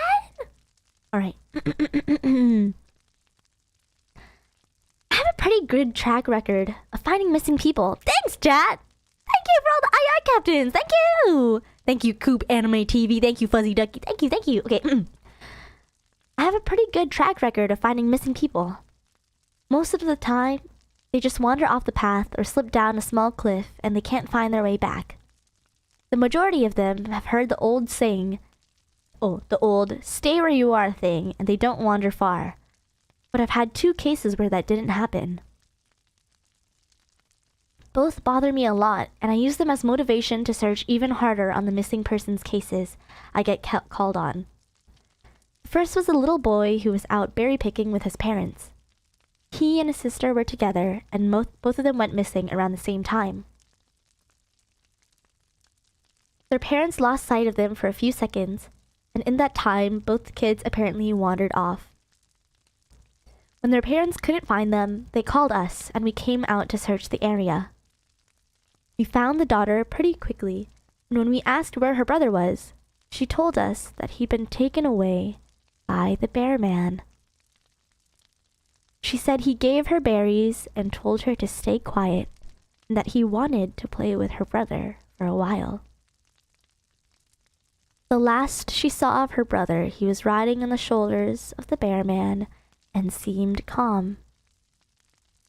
Of course, our first thought was abduction, but we never found a trace of another human being in that area.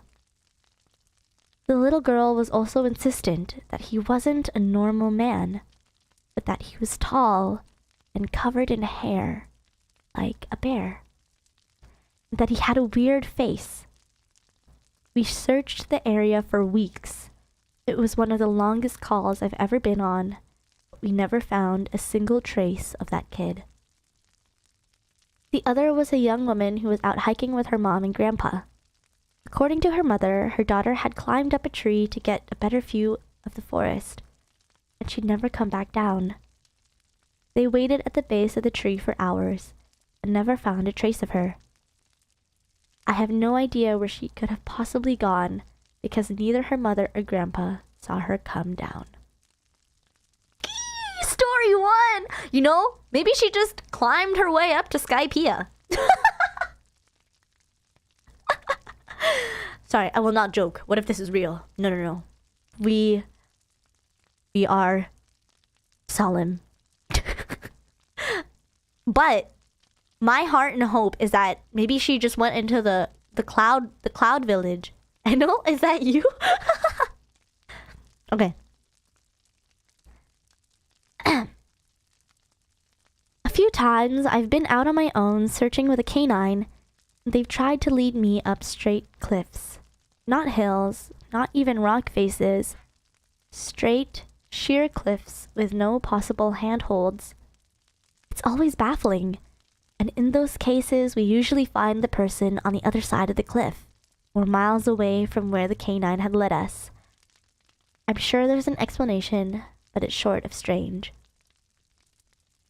One particularly sad case involved the recovery of a body. A 9-year-old girl fell down an embankment, and got impaled on a dead tree at the base. It was a complete freak accident, but I'd never forget the sound her mother made when we told her what had happened.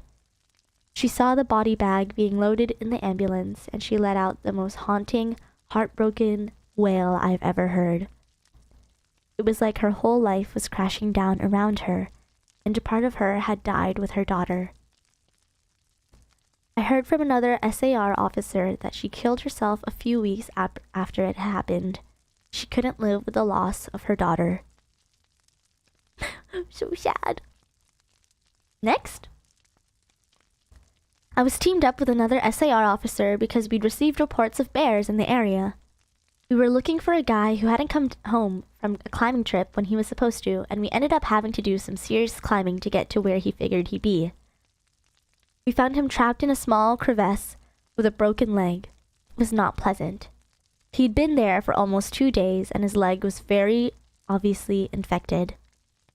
We were able to get him into a chopper, and I heard from one of the EMTs that the guy was absolutely inconsolable. He kept talking about how he'd been doing fine, and when he'd gotten to the top, a man had been there.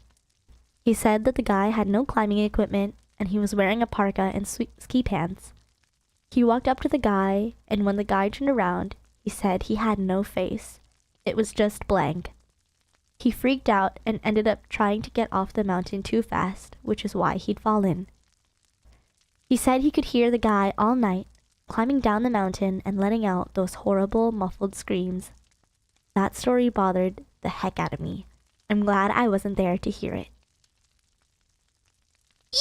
Actually, you know what that reminds me of? Remember, you all, have you ever heard that story? I think it was also turned into a movie where that guy went like cave diving, and I think he ended up getting stuck, and I guess maybe the paramedics tried their best to like get him out, but I think the cave ended up like crumbling in, and so I think he's still in there. 127 hours. I'm pretty sure that's the one with the mountain, right? Or like the cliff, I guess. I think there's two different ones. There's 127 hours where he ended up cutting off his arm or leg or something, and then there's another one where the guy went cave diving through like this, like actually the thinnest, like the smallest little crack, and then he couldn't get out, and then the paramedics were like, if we try to get you out, the cave is gonna crumble and you're gonna get trapped in. And so I think they had to bury him. It's so sad. Just a reminder, everyone, if you're doing these extreme sports, make sure you are properly equipped, you have a safety plan, because this stuff is dangerous. It's so sad and scary. Okay, moving on. One of the scariest things I've ever had happen to me involved the search of a young woman who'd gotten separated from her hiking group. We were out until late at night because the dogs had picked up her scent. When we found her, she was curled up under a large, rotted log. She was missing her shoes and pack, and she was clearly in shock. She didn't have any injuries, and we were able to get her to walk with us back to base ops. Along the way, she kept looking behind us and asking us why that big man with black eyes was following us. We couldn't see anyone, so we just wrote it off as a weird symptom of shock. But the closer we got to the base, the more agitated this woman got. She kept asking me to tell him to stop making faces at her. At one point, she stopped and turned around and started yelling into the forest, saying that she wanted him to leave her alone. She wasn't going to go with him, she said, and she wouldn't give us to him. We finally got her to keep moving, but we started hearing those weird noises coming from all around us. It was almost like coughing, but more rhythmic and deeper. It was almost insect-like. I don't really know how else to describe it. When we were within sight of base ops, the woman turns to me, and her eyes are about as wide as I can imagine a human could open them. She touches my shoulder and says, "He says to tell you to speed up. He doesn't like looking at the scar on your neck." I have a very small scar on the base of my neck, but it's mostly hidden under my collar, and I have no idea how this woman saw it. Right after she says it, I hear that weird coughing right in my ear, and I just about jumped out of my skin. I hustled her to ops, trying not to show how freaked out I was, but I have to say I was really happy when we left the area that night. Eee! Eee! Creepy! Ew! Okay. Last one of this creepypasta? This is the last one I'll tell, and it's probably the weirdest story I have. Now, I don't know if this is true in every SAR unit, but in mine, it's sort of an unspoken regular thing we run into. You can try asking about it with other SAR officers, but even if they know what you're talking about, they probably wouldn't say anything about it. We've been told not to talk about it by our superiors, and at this point, we've all gotten used to it, and it doesn't seem that weird anymore. On just about every case where we're really far into the wilderness, I'm talking 30 or 40 miles, at some point, we'll find a staircase in the middle of the woods. It's almost like if you took the stairs in your house, cut them out, and put them in a forest. I asked about it the first time I saw some, and the other officer just told me not to worry about it, that it was normal. Everyone I asked said the same thing. I wanted to go check them out, but I was told, very empathetically, that I should never go near any of them. I just sort of ignore them now when I run into them because it happens so frequently. You know what? I actually heard about this on Twitter. Or maybe not Twitter, maybe Reddit. But apparently people are calling these like the hell staircase to hell or something like that. Where if you climb them, you'll be cursed. Yeah, something like that. The forest staircase. So something like that. Something weird like that, you know? Alright, we're almost at the end here. I'm gonna go on words to Cyber Natasha's story from the Kit community. Thank you so much, Cyber Natasha, for this lovely submission. Okay, ready? We're going in. I'm gonna put an echo. 1 sec. Just a little mild one.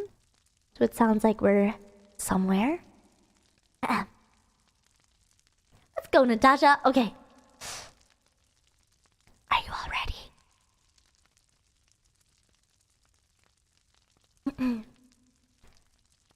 Tires screeched as onlookers gasped and screamed. People rushed to the scene that was taking place outside the venue. Sophia lay in the road, her once white dress now stained in the tatters. The wedding guests rushed to her aid in hopes that she was all right. The driver of the car rushing to call an ambulance. Oh, Yuzu, what's wrong? The only people that were motionless were Sophia and her fiancé, Iris Mayweather.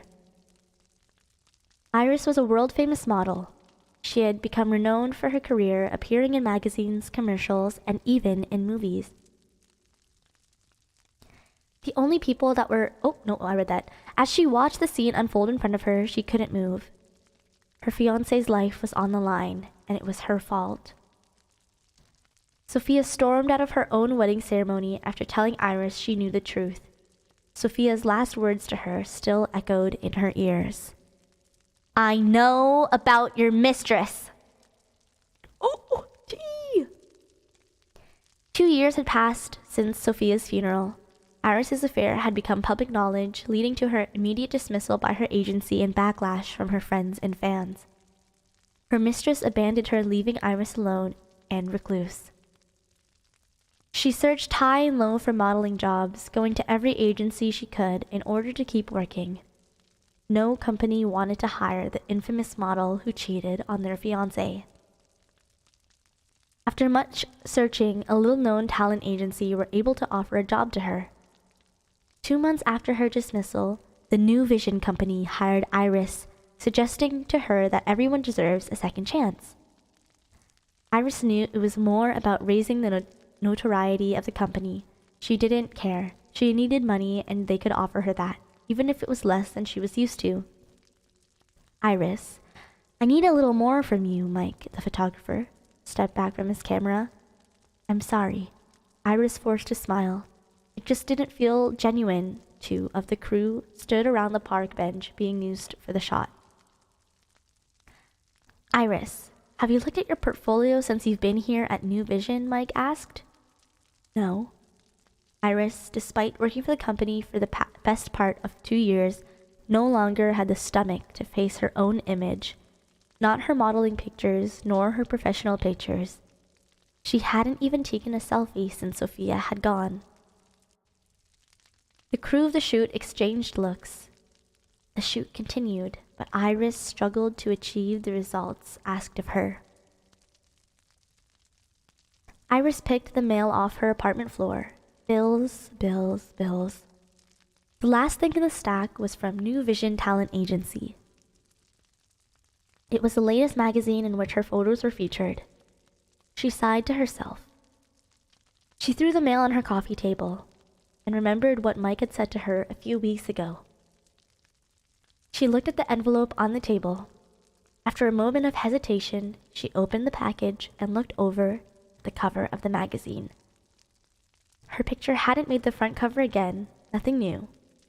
She hadn't been on the magazine cover in years. Iris began to flick through the magazine looking for the picture or pictures she was in. In the middle of the magazine, she finally came to the page with her photo.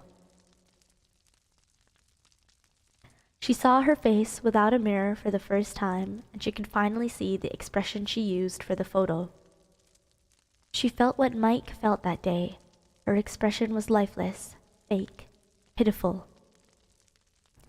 Iris's attention was brought to the background of the picture. The park which the picture was taken had a figure of a woman sitting in a long white dress. It was a wedding dress. Not just any wedding dress. It was Sophia's wedding dress. The veil covered her face of the figure. Her features could not be made out. Iris was taken aback. Was there a bride there on the day? Why did no one clear the shot? The photo played on Iris's mind for the next few days. Iris's meeting with the management of New Vision had gone about as expected.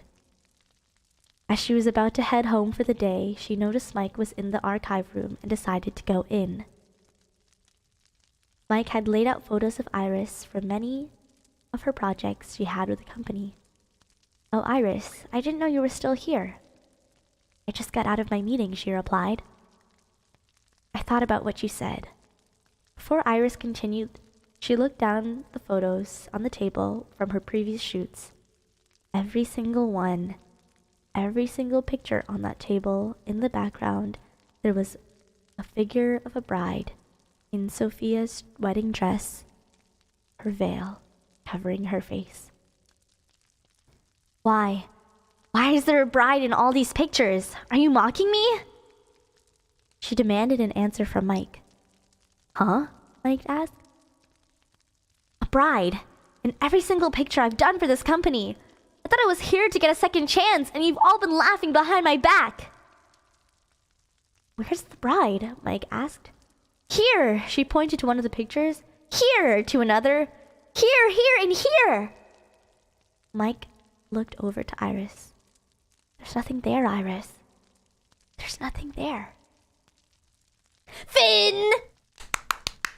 Bravo! Bravo, Natasha! Bravo! Yeah! Yeah! Yeah! Yeah! And then she got fired. No. Okay. Thanks, Natasha, for submitting that story. That's so okay. You know what? That's a really scary thing, because you know when like I feel like in a lot of like Asian scary movies I've seen, there's always that element of like someone looking at a photo and seeing something that shouldn't be there. I don't know. It's always like, you know, in like The Ring, or there was like, I forget what it was called, but I watched this one. I think it was like a Japanese spooky movie where it was like mini stories within like a bigger movie. Anyway, the girl in the movie was like, yeah, I've been having these like shoulder pains for a really long time. Like I think I'm sitting at my computer weirdly, like blah blah blah. It also could be like due to the funeral of my like father who passed away. Like I've been really stressed out. I should go to a chiropractor. She went to the chiropractor, nothing happened. And then someone finally took like a photo of her and they saw a child sitting around her shoulders.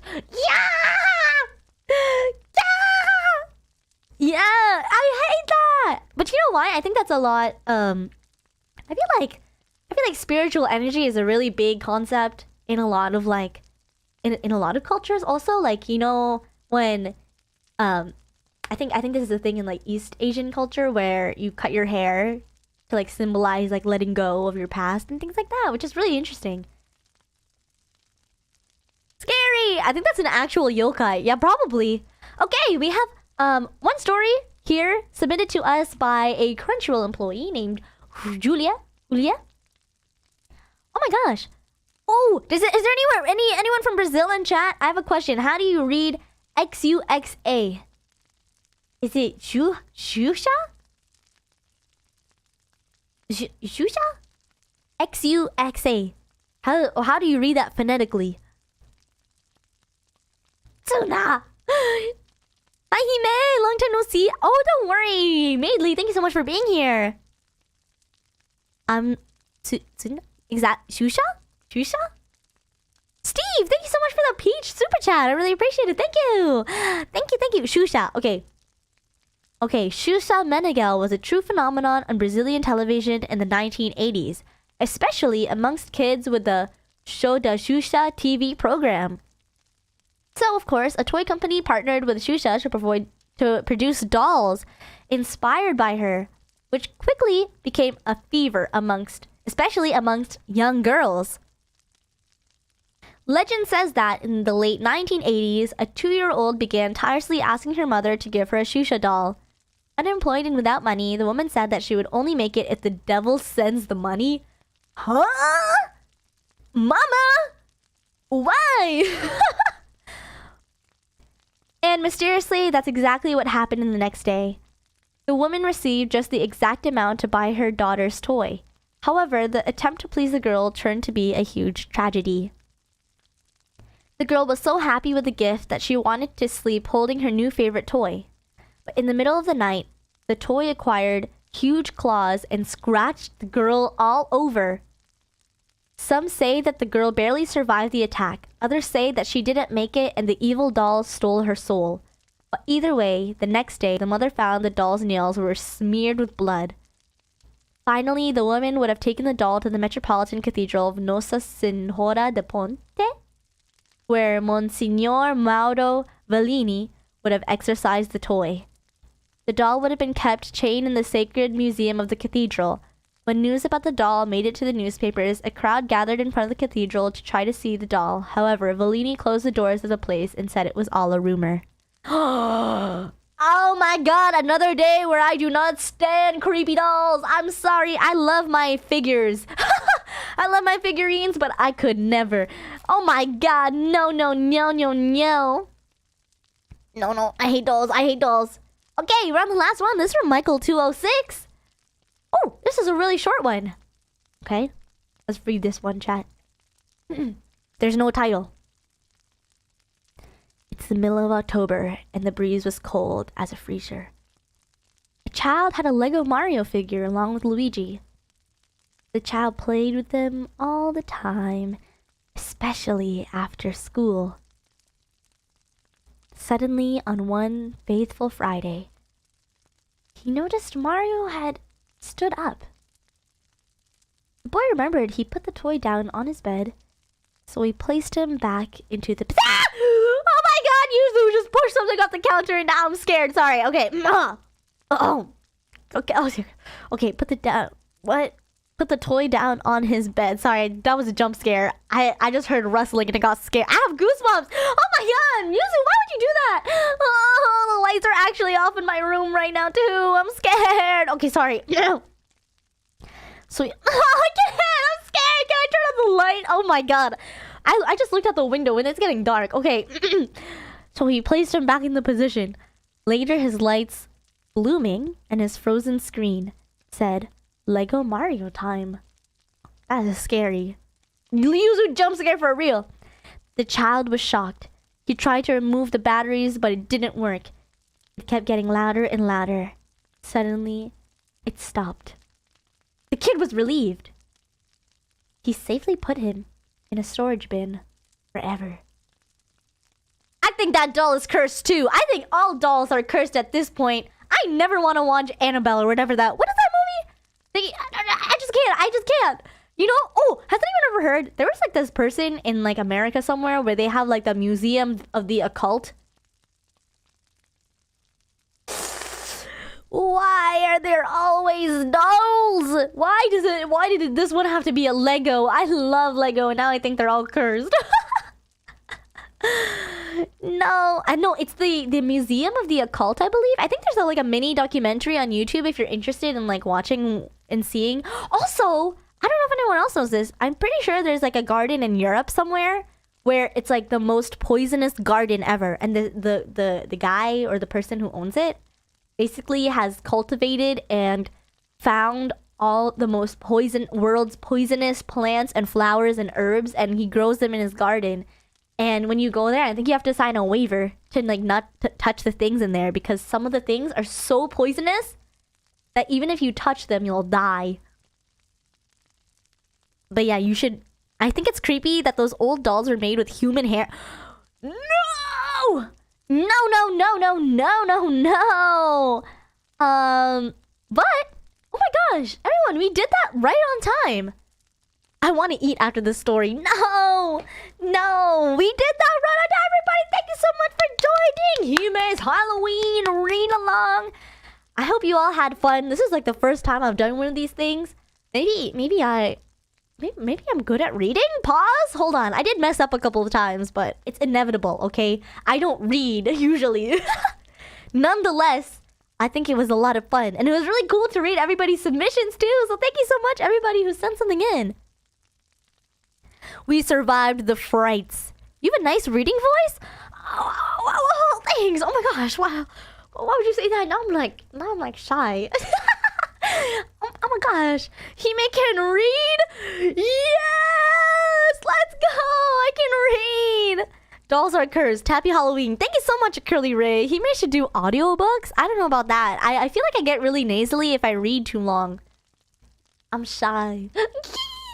Spooks have been had. Thank you so much, JG Random, for the VIP super chat. I really appreciate it. Thank you so much. You really didn't have to, but thank you so much. I'm really glad to see everybody's donations and super chats to go towards the cancer support organization, which is, as a reminder, there's a link in my description as well for it, but it is a national non-for-profit that supports, educates, and empowers anyone who has been diagnosed with women's cancers and provides outreach to the general public about signs and symptoms.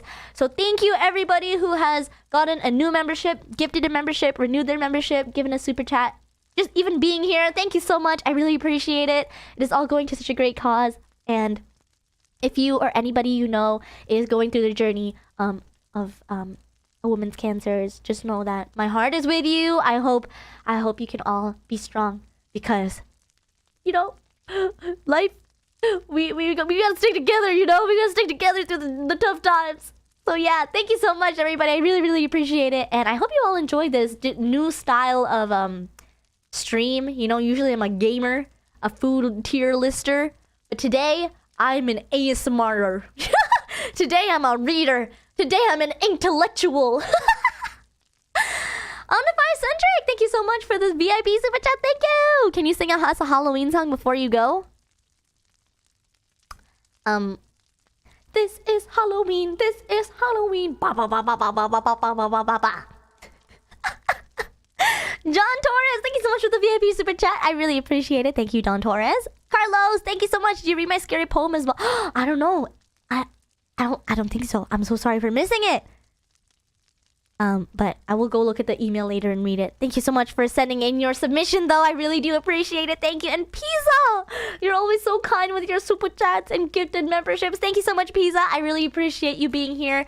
Everybody, happy Schmalloweens! I hope if everybody or anybody is continuing their celebrations, I just want to say, make sure you stay safe.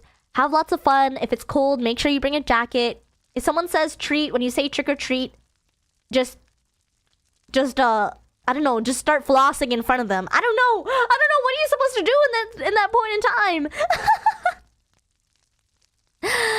I hope everybody has a great rest of your morning, evening, night, wherever you are in the world. I had so much fun doing this, actually. Maybe I like reading. Maybe I like reading or something. I don't know. I'm kind of like, oh no, hold on. It was wonderful. Merci, mon ami. Joyeux Halloween. Merci beaucoup. Merci beaucoup. Moi aussi. Merci. Flossing. That's the real horror. Come on now. Come on. Take the candy bag and run? Happy Hime Ween. Everyone pause. Instead of saying Otsuhime today, we say Happy Hime Ween. Yeah. Happy Hime Ween. Yeah. Spooky time. But anyway, tomorrow is going to be November, which means a handful of things, okay? I have a couple of announcements. So if you haven't already heard, tomorrow we are going to be playing old school RuneScape. My favorite game right now. If you haven't... Whoa! Why do I hear myself? Oh my god! Wow. Ew! I heard myself. I had my stream open by accident. Where is it? Oh my god, I had to close it. But yeah, tomorrow I won, everyone. I won. I'm going to be playing old school RuneScape, so I'll let you know what world I'm in. And we can all play together because luckily RuneScape is an MMO, and so if you are feeling quirky and crazy and dashing, you can totally make an account and we can play together. We can fish for some things together, you know? Yeah. You earned this RuneScape for making it through. Seriously, everybody! I would like to say also, tomorrow is a grand celebration for getting over the entire month of October, which was like all scary games, all scary everything. I don't even think we didn't play a non-scary game. Except for, I guess, Minecraft is a horror game if you really think about it. But, yeah, November is gonna be crazy. I do also want to remind you all that I believe this stream on November... hold on. The Thursday stream, November... you know, if I knew my days of the week, that would be amazing. November 17. There probably will not be a stream because I will be flying over from New Crunchy City all the way to New York for Anime NYC because I am going to be hosting a Hime panel live with some, you know, special guests. And so if anybody is in the New York City area, I'll be there. But yeah, I think November is going to be really fun. And I'm really excited to watch the One Piece film this weekend. Yahoo! Yeehaw! I'm so excited. Oh my god, I'm hype. I'm hype, Gum Cobbler. I'm hype. Hime panel, yeah! Oh yeah, Black Friday is also in November. Sudachi really wants to get a humidifier. So I'll keep my eyeballs open for the humidifiers. Well, I want to go, but I have a concert to perform. You're gonna perform at a concert? Oh my gosh, are you famous? Wow, that's okay, don't worry. I will think of your soul in spirit. One Piece Red, heck yeah, I'm so excited. Also, I don't know if anyone saw, shameless self-plug, but also not because I just love it so much. But Crunchyroll Collection YouTube channel just posted the new Genesis Ado song, and it's so freaking Ado is so good, okay? Like all their songs are just so good. I'm so happy. So yeah. Ado, I know, it's so good. You all, Ado Pog. Actually though, you all have to listen to that song. Even if you don't watch One Piece, haven't seen One Piece, or you have no plans to watch the movie, at least listen to the song because it's so good. Stream new Genesis, it's so good. Not a dehumidifier, actually, a humidifier. Because our house is a little bit dry in the winter times. So we need to add some moisture back in the air. And it was insanely good, yeah. Seriously though, actually. Holy moly, yeah. Opens my soul, that's right.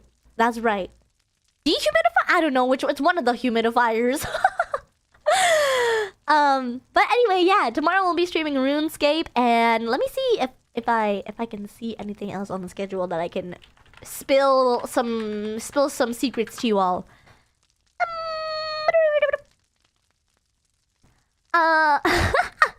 I love on here Sudachi just has in big letters American Thanksgiving. Okay, yeah. Okay, we have I don't know if I want to share these with you all yet. Just know that we're playing RuneScape tomorrow, and we have some other games that you might be able to join in with us maybe at some point. So I'll post my schedule tomorrow. But anyways, happy Halloween, happy Himeween again. I hope everybody stays safe. Thank you so much for being here. I really had so much fun. I love you all. Seriously though, maybe I'll catch you all in the Minecraft realm at some point. Ara. Okay. Goodbye, everybody. I hope you all have a wonderful, wonderful rest of your day. Sayonara. Bye-bye. Goodbye, Pizza. Goodbye, TY Onion Fairy. Good to see you again. Goodbye, Delbert. Good to see you. I love... actually, I don't know if anybody knows that or knows this, but on Friday? No. On Thursday last week? After stream, I hopped back in the Minecraft realm and I finally checked out Delber's house. You know, hung out with Jaded Sparrow as they finished the Thousand Sunny. I did a little perusing, you know. Goodbye, Bloodlust V. Goodbye, Matt Gillette. Thank you so much for being here. Goodbye, Tuna the White Taco. Goodbye, Natasha. Bye, Fear. Goodbye, Jamie. Portionik. Goodbye, Looney Tunes. Eugenio. Goodbye, 400 Frankie. Goodbye, Kate Rin. Whatever happens, happens. Goodbye, Andy Atwell. Robert. Goodbye, Doshimaru. Goodbye, Zed. OG-san, good to see you again. Goodbye, Michael. Goodbye, Dualite. Jay Karasu. Goodbye, SA02. Good to see you again. New friendo. Hello. Aleem. Thank you. Goodbye, little cat face. I don't know how to read that. Left bracket, up, or squared equals, I don't know. Whoa, bye bye. Goodbye, Herbert Jojo. Goodbye, Sasuke. Goodbye, Bossa Nova. Nice profile picture, by the way. Don Torres with the Aka Super. Arigato gozaimashita. Oh my goodness, thank you so much. Honestly, everybody, thank you so much. You're all too cool for me. What the heck? Thank you. Thank you, Tsunakami. Goodbye, Sorceress. Goodbye, the Nine-Tailed Fox. Gregory W. Goodbye, Isaac Perez. Andy Oddman. Have a great night, you too. Goodbye, Alex Chan. Goodbye, the Quirky Frog. Again, thank you so much for your super chat. I really do appreciate it. The Quirky Frog, you're too generous. Goodbye, Yellowtail, Bruh Corruption, Dual Blades 47, Marian Grahovec. I'll just get my chat. Just you wait. Don't worry. Marian Grahovec, I see you. Goodbye, Maidley. Goodbye, Micah. Goodbye, Takodachi Tsuna.